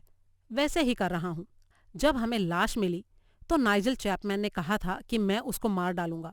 उसे साफ तौर पर यह लग रहा था कि यह खून किसी आदमी ने किया है, लेकिन जहां तक मेरी बात है मुझे लगता है कि ये किसी औरत का काम है।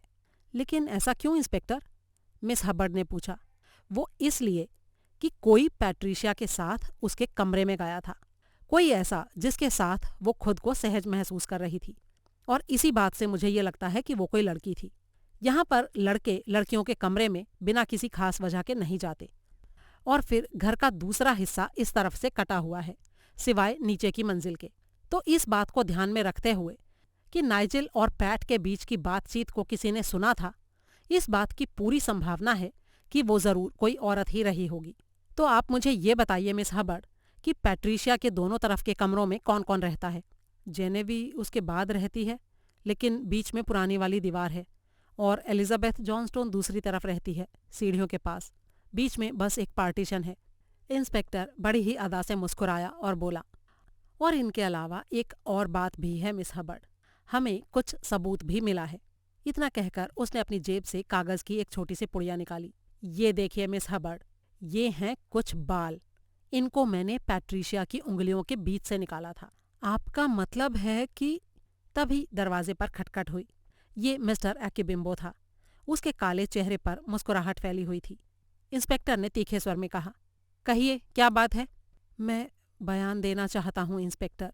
इस दुखद घटना के बारे में मुझे कुछ कहना है। अध्याय 18। एक्कीबिम्बो को एक कुर्सी पर बैठा दिया गया। सभी का ध्यान उसी के ऊपर था। हाँ तो मिस्टर एक्कीबिम्बो, अब बोलिए, आपको क्या कहना है? इंस्पेक्टर शार्प ने कहा। जी दरअसल क्या है कि कभी कभी मेरे पेट में ना दर्द जैसा होता है। मैं अपने पेट से काफ़ी परेशान हो चुका हूँ। मुझे लगता है यहाँ का खाना बहुत ही खराब है।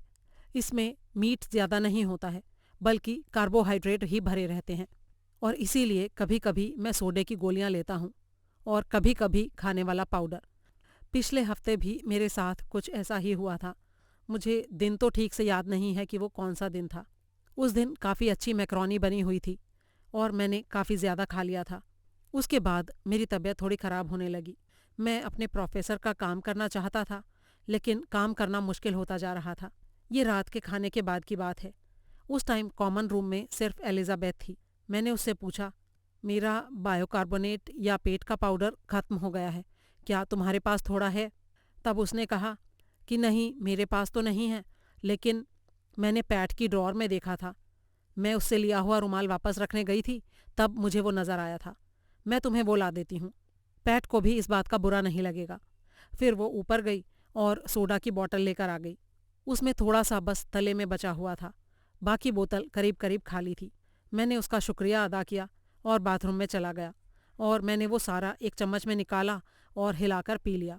इंस्पेक्टर हैरानी से उसे देख रहा था। 1 चम्मच? तुम 1 चम्मच मॉर्फिया पी गए? जी, मुझे थोड़ी पता था कि वो मॉर्फिया है। मैंने तो सोडा समझकर पिया था। हाँ हाँ, समझ गया, लेकिन जो बात समझ नहीं आ रही है वो ये है कि फिर तुम यहाँ ठीक ठाक कैसे बैठे हुए हो?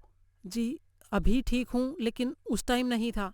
उसके बाद मैं बीमार पड़ गया था, बहुत ही बुरी तरह से।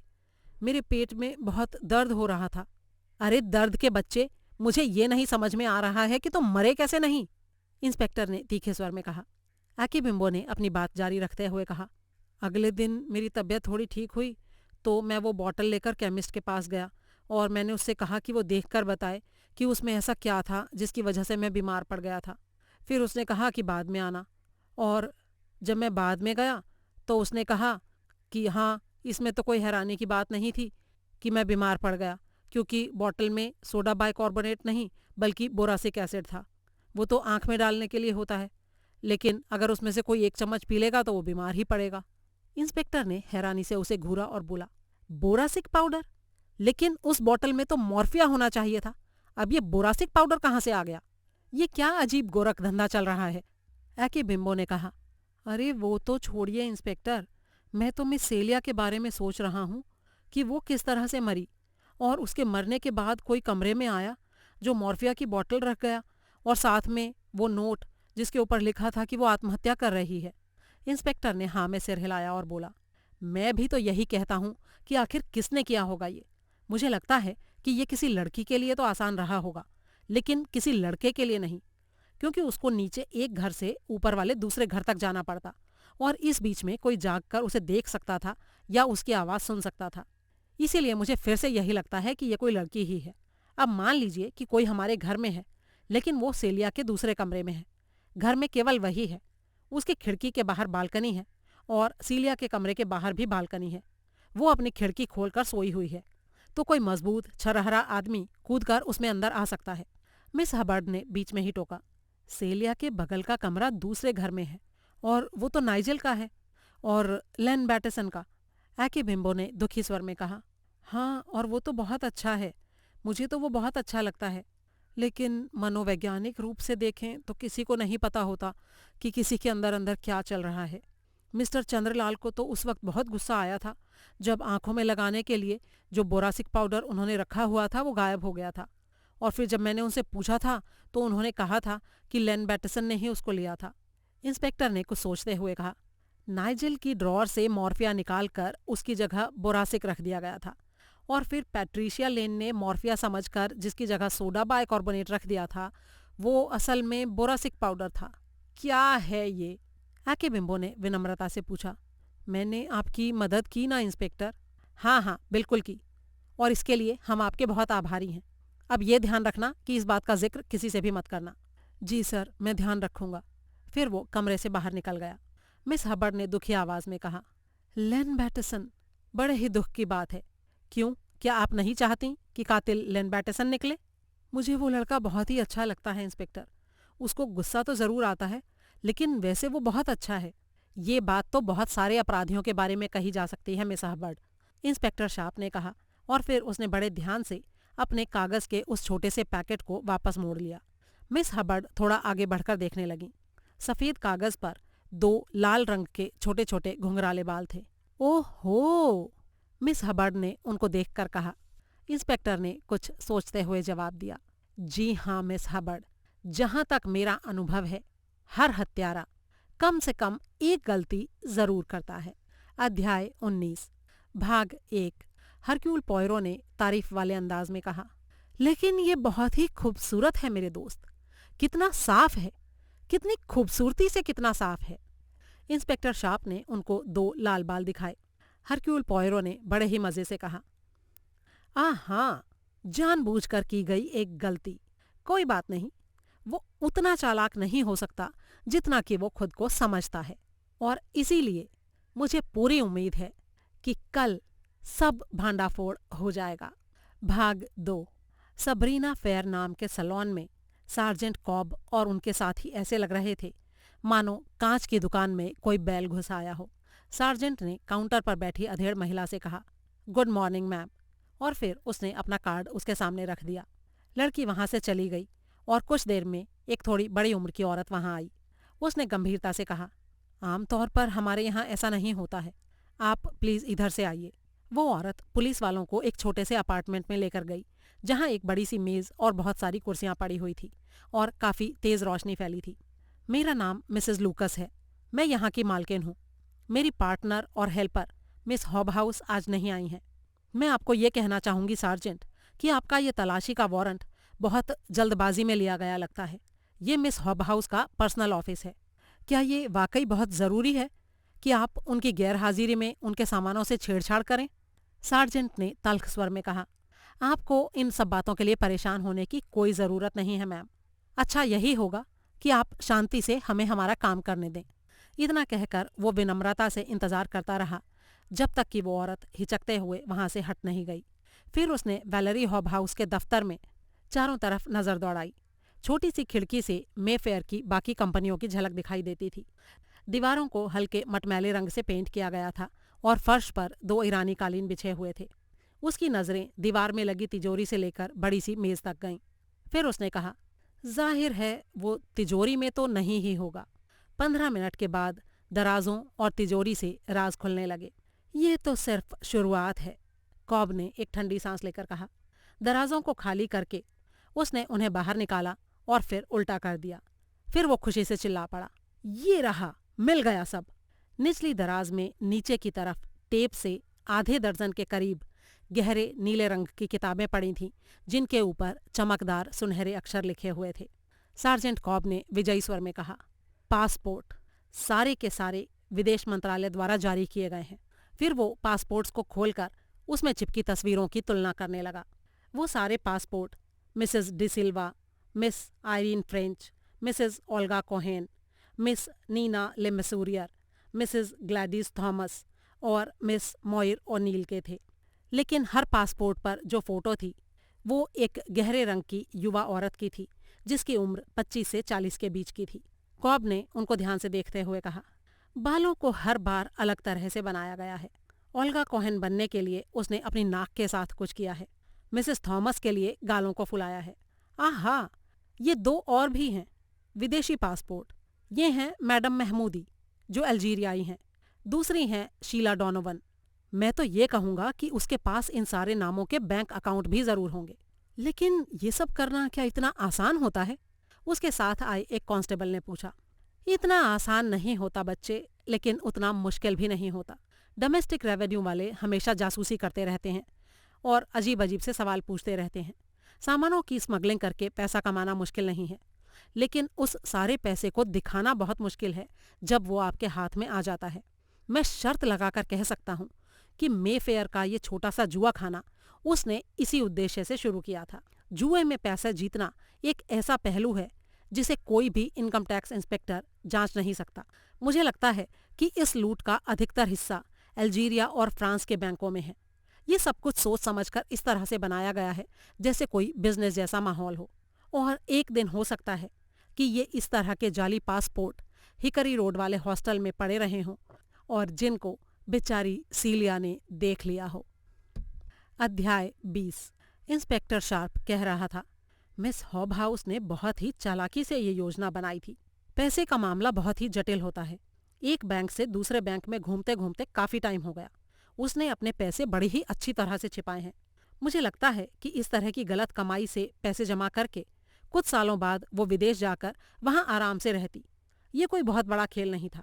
अवैध हीरे और दूसरे कीमती रत्न, उनको लेकर आना और चोरी के सामान लेकर बाहर जाना, और बीच बीच में नशे की दवाइयाँ। पूरी तरह से उसने अच्छा इंतजाम किया था। वो विदेश अपने या दूसरे अलग अलग नामों से जाती थी, लेकिन अक्सर नहीं जाती थी। उसके बाद भी उसका स्मगलिंग का काम चलता रहता था, किसी और के थ्रू। विदेशों में उसके एजेंट्स थे जो सही समय पर रक्सैक के हेरफेर का काम देखते थे। हाँ, ये काम काफ़ी होशियारी का था, और मैं मिस्टर पॉयरो का शुक्रिया अदा करता हूँ कि उन्होंने इस बात की तरफ हमारा ध्यान दिलाया। उसने बड़ी ही होशियारी से मिस ऑस्टिन की मनोवैज्ञानिक चोरी का तमाशा किया, लेकिन मिस्टर पॉयरो उस चालाकी को बड़े ही मज़े से समझ गए। मिस्टर पॉयरो ऐसे मुस्कुराए जैसे उनको अपनी तारीफ करना पसंद न आया हो। ये सारी बातचीत मिस हबर्ड की बैठक में पूरी तरह से ऑफ द रिकॉर्ड हो रही थी। मिस्टर पॉयरो ने कहा, वो सिर्फ अपने लालच के कारण पकड़ी गई। पैट्रिशिया लेन की अंगूठी में जड़े उस सुंदर हीरे के कारण वो लालच में फंस गई। बस उसने यही एक बेवकूफ़ी की, क्योंकि इससे मुझे ये बात समझ में आ गई कि वो महंगे पत्थरों के हेरफेर का काम करती थी, हीरे को ले जाकर उसकी जगह जरकन लगाने का काम। इसी से मुझे वैलेरी हॉबहाउस के बारे में पता चला। वो वैसे तो चालाक थी, लेकिन जब मैंने उससे ये पूछा कि क्या उसी ने सीलिया को इस बात के लिए उकसाया था, तो उसने बड़े ही आराम से मान लिया और बड़े ही सहानुभूति वाले लहजे में उसके बारे में बताया। मिस हबर्ड ने दुखी स्वर में कहा, लेकिन खून, और वो भी इतना भयानक तरीके से, मुझे तो अब भी इस बात पर यकीन नहीं हो रहा है। इंस्पेक्टर शार्प थोड़ा उदास स्वर में बोले, फिलहाल हम इस हालत में नहीं हैं कि उसे सीलिया की हत्या का आरोपी बता सकें। हमने उसे स्मगलिंग के मामले में पकड़ा है, वो ठीक है, उसमें कोई मुश्किल नहीं आएगी, लेकिन हत्या वाला आरोप थोड़ा ज्यादा पेचीदा है। वकील उसे इस रूप में नहीं देखेगा। उसके पास हत्या का कारण भी था और मौका भी।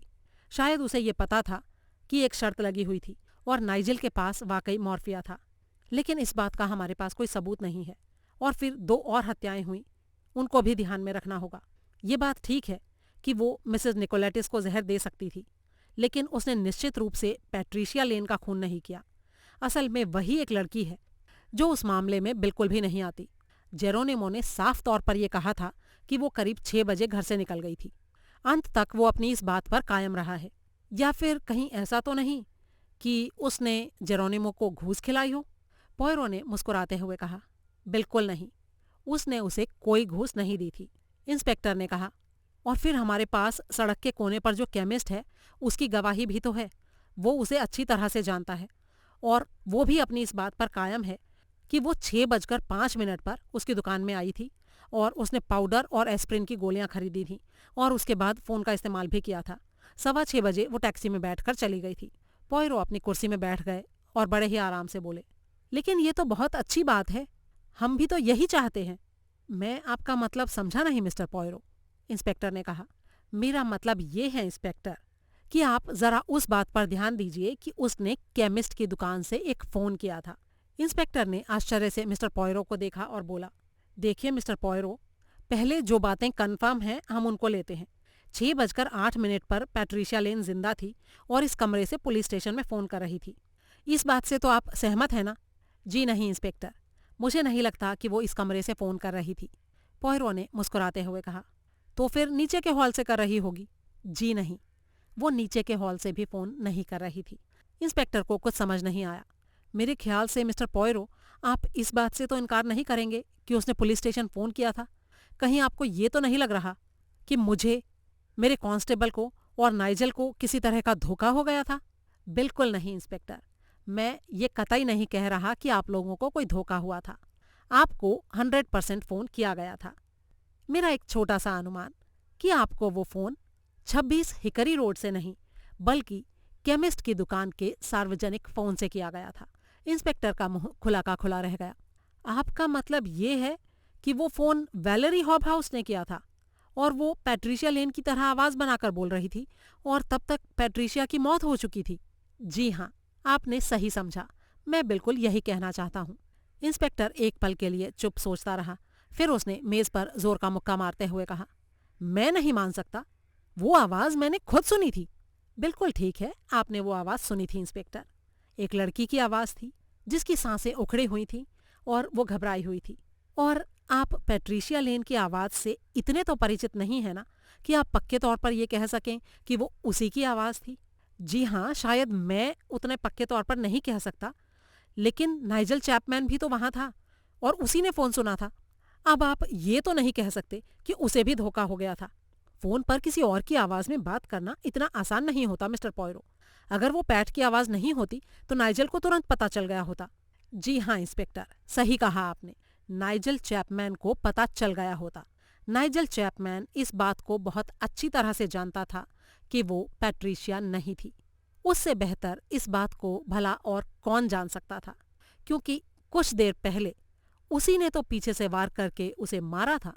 इंस्पेक्टर शार्प को लगा जैसे वो अभी चक्कर खाकर नीचे गिर पड़ेगा। Nigel Chapman? लेकिन जब उसको ये पता चला था कि पैट्रिशिया मर गई है तो वो तो बेचारा बच्चों की तरह रो रहा था। माय डियर इंस्पेक्टर, मेरे ख्याल से वो उस लड़की को उतना ही पसंद करता था जितना किसी और को, लेकिन वो उसे बचा नहीं पाया, और वो इसलिए क्योंकि वो उसके लिए खतरा बन गई थी।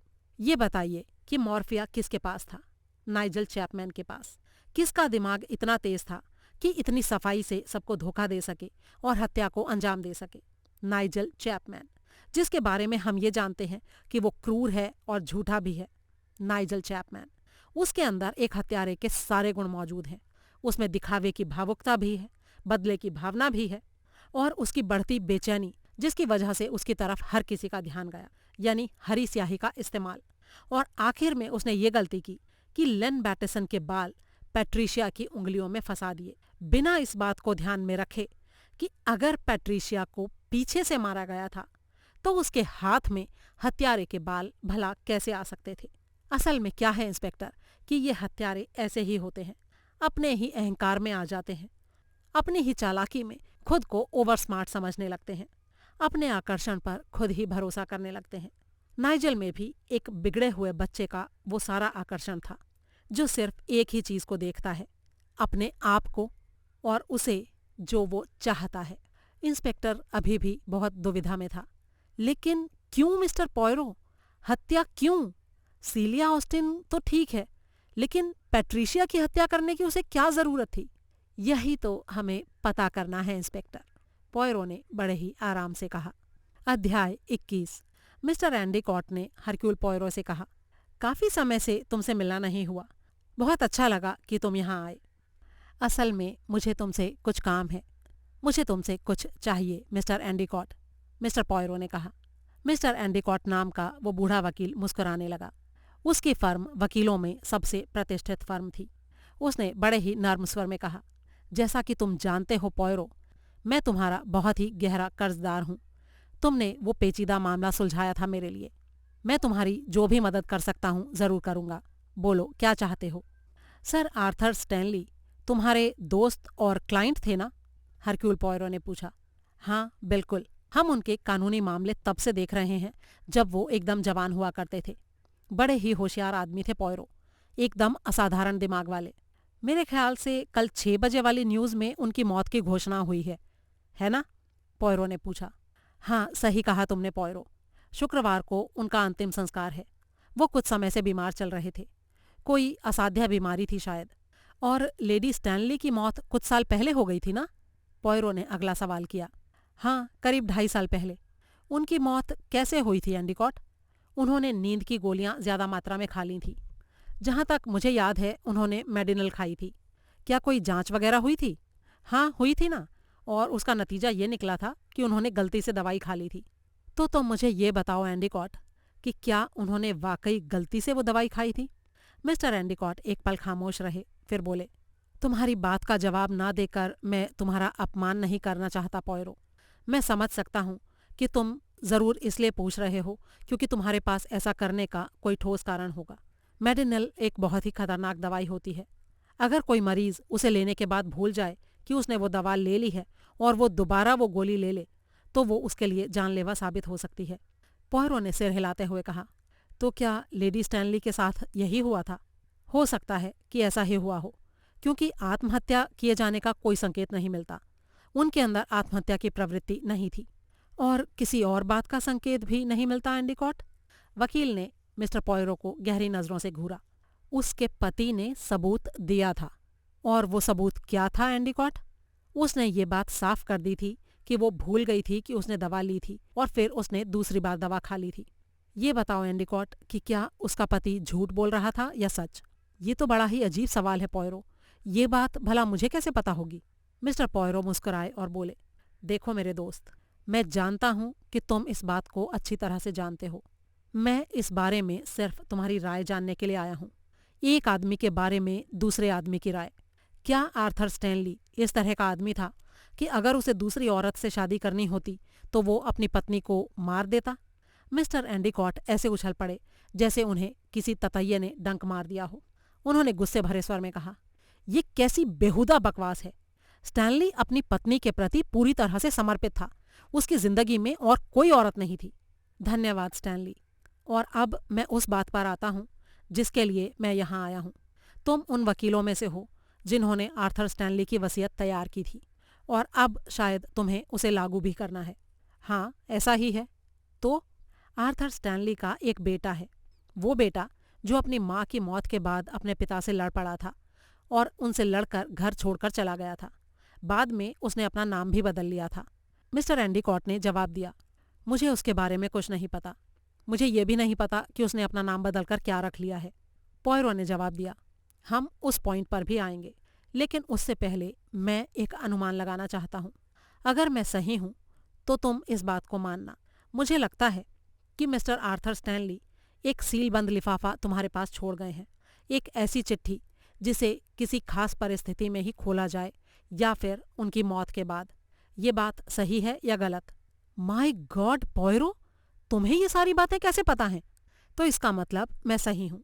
तो मेरे ख्याल से उस खत में एक ऑप्शन है कि उसमें लिखी हुई बातों को नष्ट कर दिया जाए या फिर तुम्हें एक खास तरीके से उसके लिए कुछ काम करना हो। वो चिट्ठी अभी तुम्हारे पास है एंडिकॉट, या तुमने उसे नष्ट कर दिया है? मिस्टर एंडिकॉट ने अपना सिर ना में हिलाया और हरक्यूल पॉयरो ने चैन की सांस ली। वकील ने कहा, हम कभी भी जल्दबाजी में काम नहीं करते। मुझे उस बारे में पूरी तरह से जांच करनी है और पूरी तरह से संतुष्ट होना है।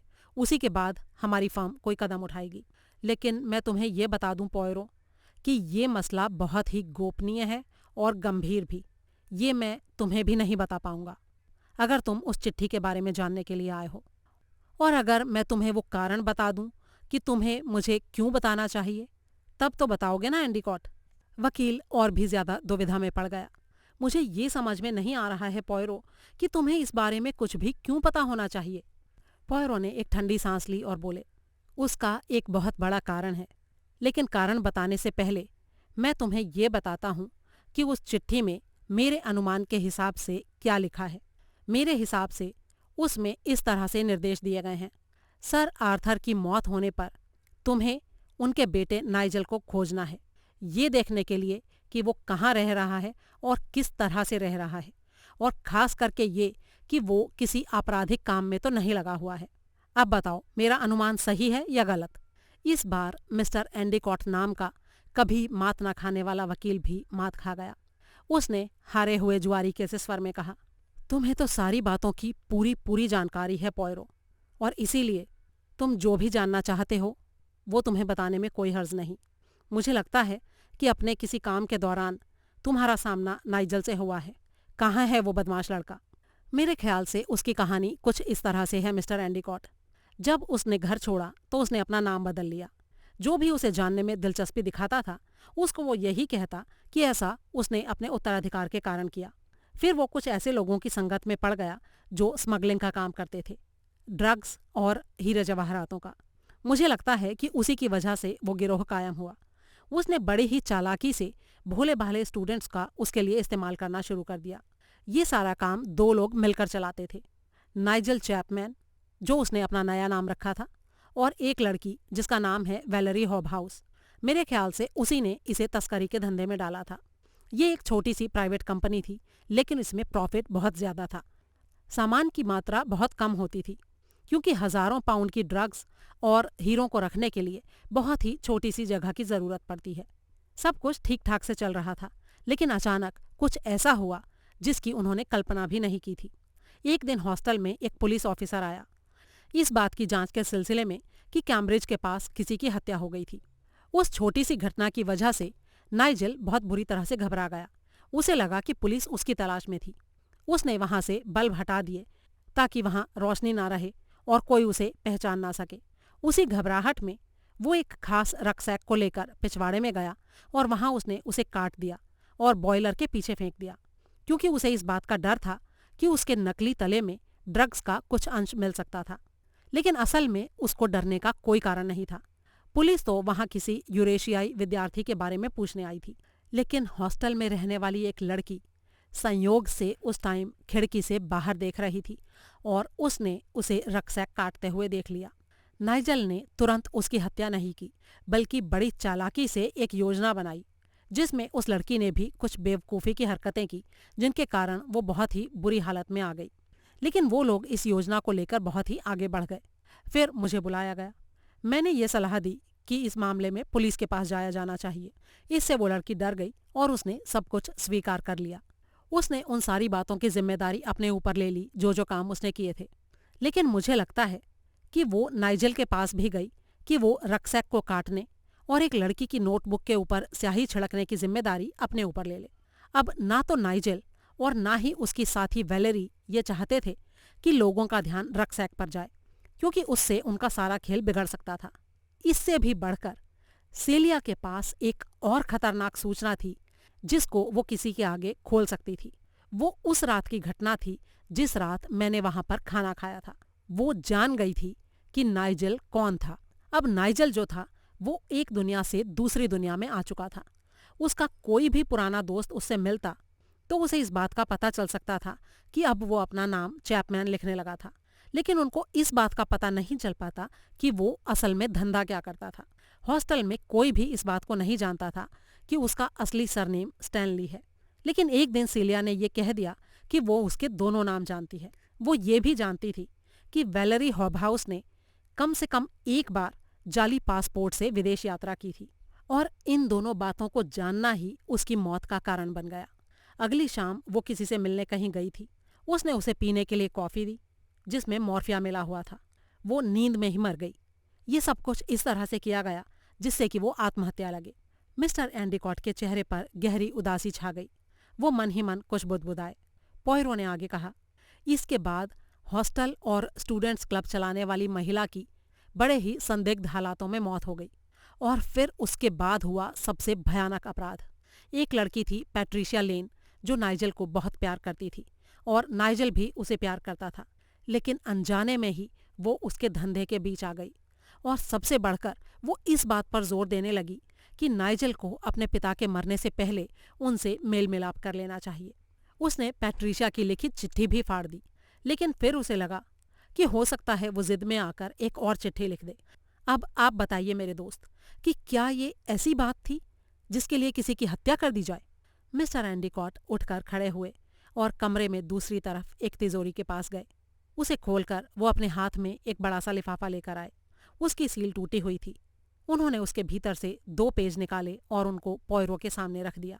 उसमें लिखा हुआ था, प्यारे एंडिकॉट, जब तुम इस चिट्ठी को खोलोगे तब तक मैं मर चुका होऊंगा। मैं चाहता हूँ कि तुम मेरे बेटे नाइजल को खोजो और ये पता लगाओ कि वो किसी तरह के आपराधिक मामले में तो नहीं फंसा है। मैं जो बातें तुम्हें बताने वाला हूँ वो सिर्फ मैं ही जानता हूँ। नाइजल हमेशा से ही चरित्र के मामले में घटिया रहा है। 2 बार उसने चेक पर मेरे जाली साइन करके पैसा निकाला था। दोनों बार मैंने मान लिया कि वो मेरे ही साइन थे, लेकिन मैंने उसे ये चेतावनी भी दी कि अब मैं अगली बार ऐसा नहीं करूँगा। तीसरी बार उसने अपनी माँ के जाली साइन किए। उसकी माँ ने उसे आरोपी ठहराया। वो उससे मिन्नतें करने लगा कि उसकी माँ इस बारे में कुछ ना बोले, लेकिन माँ नहीं मानी। उसने मेरे साथ इसके बारे में बात की थी और उसने ये बात मुझे बताने के लिए तय कर लिया था। तब उस लड़के ने जानते हो क्या किया? उसने शाम की दवा खिलाते समय अपनी माँ को दवाई की ओवरडोज दे दी, लेकिन उसका असर होता उससे पहले ही उसने मेरे कमरे में आकर मुझे सारी बातें बता दी। अगली सुबह जब मेरी बीवी मरी हुई मिली तो मैं समझ गया कि ये किसने किया था। मैंने नाइजल से कहा कि मैं पुलिस को सारी बातें बताकर अपने दिल पर पड़ा बोझ हटाना चाहता हूँ। वो मेरे पैरों में गिरकर गिड़गिड़ाने लगा। अगर तुम मेरी जगह होते एंडिकॉट तो क्या करते? मुझे अपने बेटे को लेकर किसी तरह का कोई भ्रम नहीं था। मैं अच्छी तरह जानता था कि वो कितना गिरा हुआ था। उसकी ना तो कोई अंतरात्मा थी, ना ही उसे किसी भी बात पर पछतावा होता था। मेरे पास उसे बचाने का कोई कारण नहीं था, लेकिन अपनी प्यारी पत्नी के बारे में सोचकर मैं उसकी बातों में आ गया। क्या वो मुझे न्याय करने देती? इस बात का जवाब मैं जानता था। मेरी पत्नी कभी अपने बेटे को फांसी पर चढ़ता नहीं देखना चाहती। उसने अपने बेटे को बचा लिया होता, और वो ये भी नहीं चाहती कि हमारा नाम बदनाम हो। लेकिन यहाँ एक और सोचने की बात है। मेरा मजबूती से ये मानना है कि जो एक बार हत्या कर सकता है, वो बार बार हत्या कर सकता है, और करता भी है। भविष्य में हो सकता है और भी लोग उसके शिकार बने। तो मैंने अपने बेटे के साथ एक समझौता किया। मुझे नहीं पता कि वो सही था या गलत। उसको अपने अपराध का एक कबूलनामा लिखना था जो मेरे पास रहता। फिर उसे मेरा घर छोड़कर चले जाना था और यहाँ कभी लौटकर नहीं आना था। तब तक नहीं जब तक वो अपने जीने का ढंग पूरी तरह से बदल ना दे और पूरी तरह से सुधर ना जाए। अगर वो ऐसा करता तो मैं उसे एक और मौका देने के लिए तैयार था। उसकी माँ का जो पैसा था वो तो वैसे भी उसे ही मिलना था। अगर उसकी शिक्षा अच्छी हुई होती तो उसके पास एक बेहतर इंसान होने का अच्छा मौका था। लेकिन अगर उसने किसी किस्म का गुनाह किया हो तो मेरे पास एक कबूलनामा है, वो अपने आप पुलिस में चला जाएगा। मैंने ये कहकर इस बात की सुरक्षा कर ली है कि मेरी अपनी मौत से इस समस्या का कोई समाधान नहीं हो सकता है। तुम मेरे बहुत पुराने दोस्त हो। मैं तुम्हारे कंधों पर ये बोझ डाल रहा हूँ, और ये मैं उस मृत औरत के नाम पर मांग रहा हूँ जो तुम्हारी भी दोस्त थी। नाइजेल का पता लगाओ। अगर उसका हिसाब किताब साफ है तो इस चिट्ठी को और इसके साथ जो दूसरा लिफाफा है दोनों को नष्ट कर देना, और अगर ऐसा नहीं है तो फिर न्याय होना ही चाहिए। तुम्हारा आर्थर स्टैनली। आह! पॉयरो ने एक ठंडी सांस ली और उसके साथ लगा दूसरा लिफाफा खोला। उसमें लिखा था, मैं इस बात को स्वीकार करता हूँ कि मैंने अपनी माँ को 18 नवंबर 1959 को मेडिनल की अधिक मात्रा खिलाकर मार डाला था। हस्ताक्षर नाइजल स्टैनली। अध्याय 22। इंस्पेक्टर शार्प ने वैलेरी से कहा, तुम अपनी हालत समझ रही हो ना मिस हॉबहाउस? मैं तुम्हें पहले ही चेतावनी दे चुका हूँ। वैलेरी ने उसे बीच में ही टोक दिया और बोली, मैं अच्छी तरह जानती हूँ इंस्पेक्टर कि मैं क्या कर रही हूँ। आपने मुझे चेतावनी दी थी कि मैं जो कुछ भी कहूँगी उसे सबूत के तौर पर माना जाएगा। मैं उसके लिए तैयार हूँ। आपने मुझे स्मगलिंग के आरोप में पकड़ा है। इससे बचने की मुझे कोई उम्मीद नहीं है, और इसका मतलब है एक लंबा समय जेल में सजा काटना। और इसका दूसरा मतलब ये है कि मुझे हत्या के मामले से भी जोड़ा जाएगा। इंस्पेक्टर ने जवाब दिया, तुम ये चाहती हो कि अपना बयान दो और इससे तुम्हें कोई मदद मिल सकती है, लेकिन मैं तुमसे कोई वादा नहीं कर सकता हूँ कि इससे सजा में तुम्हें कोई माफ़ी मिल सकेगी। वैलेरी ने लापरवाह स्वर में कहा, मुझे इन सब बातों की कोई परवाह नहीं है। मेरे बाकी दिन जेल में कट जाएंगे। मैं फिर भी अपना बयान देना चाहती हूँ। हो सकता है हत्या में मैंने कोई मदद की हो, लेकिन मैंने हत्या नहीं की है। मैंने हत्या के बारे में ना तो सोचा था और ना ही कभी कोई ऐसा काम किया। मैं इतनी बेवकूफ़ नहीं हूँ। हाँ, मैं ये ज़रूर चाहती हूँ कि नाइजल के खिलाफ एक क्लियर कट मामला बन जाए। सीलिया बहुत अधिक जान गई थी, लेकिन उससे मैं निपट लेती। नाइजल ने मुझे ऐसा करने ही नहीं दिया। उसने मुझे टाइम ही नहीं दिया। उसने उसे बाहर मिलने के लिए बुलाया, उसे बताया कि वो रक्सैक और इंक वाले मामले की जिम्मेदारी लेने के लिए तैयार है, और फिर उसके कॉफ़ी के कप में मॉर्फिया डाल दिया। इससे पहले उसने दिन में मिस हब्बर्ड से चिट्ठी उड़ा ली थी और उससे आत्महत्या वाला पैराग्राफ फाड़ लिया था। उसने उसके बिस्तर के पास वो और मॉर्फिया के लेबल वाली खाली बोतल वहाँ पहले ही रख दी थी। मुझे लगता है कि वो हत्या के बारे में काफ़ी समय से सोच रहा था। फिर उसने मुझे आकर बताया कि उसने क्या किया था। मेरी इसमें किसी तरह की कोई भूमिका नहीं थी, और ऐसा ही मिसेस निक के साथ भी हुआ होगा। उसे इस बात का पता चल गया था कि वो बहुत पीती थी, कि उनका कोई भरोसा नहीं रह गया था। वो उनसे किसी तरह घर के रास्ते में कहीं मिलने में कामयाब रहा, और उसने उनकी शराब में जहर मिला दिया। मेरे सामने उसने इस बात से इनकार किया था, लेकिन मैं जानती हूँ कि ये उसी ने किया था। उसके बाद पैट की बारी आई। उसने मेरे कमरे में आकर मुझे ये बताया कि क्या हुआ था। उसने मुझे ये भी कहा कि मुझे क्या करना है ताकि हम दोनों में एक अटूट रिश्ता कायम हो जाए। मैं तब तक उसके जाल में आ चुकी थी। बाहर निकलने का कोई रास्ता मुझे नज़र नहीं आ रहा था। अगर आपने मुझे पकड़ा नहीं होता तो मैं विदेश चली गई होती और वहाँ मैंने अपनी एक नई जिंदगी शुरू कर दी होती, लेकिन आपने मुझे पकड़ लिया और अब मैं सिर्फ एक ही बात चाहती हूँ कि वो क्रूर दानव फांसी के फंदे पर झूलता हुआ नजर आए। इंस्पेक्टर शार्प ने एक गहरी सांस ली। ये बात कुछ समझ नहीं आई मिस हॉबहाउस। अभी तक तो आप उसकी पक्की साथी थीं, उसके हर जुर्म में भागीदार, और अब अचानक आप उसे फांसी के फंदे पर झूलते क्यों देखना चाहती हैं? आपको इसे समझने की कोई ज़रूरत नहीं है। मेरे पास मेरे अपने कारण हैं, वैलेरी ने कहा। हरक्यूल पॉयरो ने बड़े ही आराम से कहा। और वो कारण थी मिसेस निकोलेटिस। क्यों, सही कहा ना मैंने मिस हॉबहाउस? वैलेरी के गले से एक तीखी आह और एक गहरी सांस निकली। हरक्यूल पॉयरो ने आगे कहा, मिसेस निकोलेटिस तुम्हारी माँ थी ना वैलेरी? जी हाँ, वो मेरी माँ थी। दोस्तों, ये कहानी आपको कैसी लगी इसके बारे में अपनी राय शेयर करना बिल्कुल ना भूलें, और प्लीज़ वीडियो को ज़्यादा से ज़्यादा शेयर ज़रूर करें। जल्दी ही एक और कहानी के साथ फिर मुलाकात होगी। तब तक के लिए अलविदा।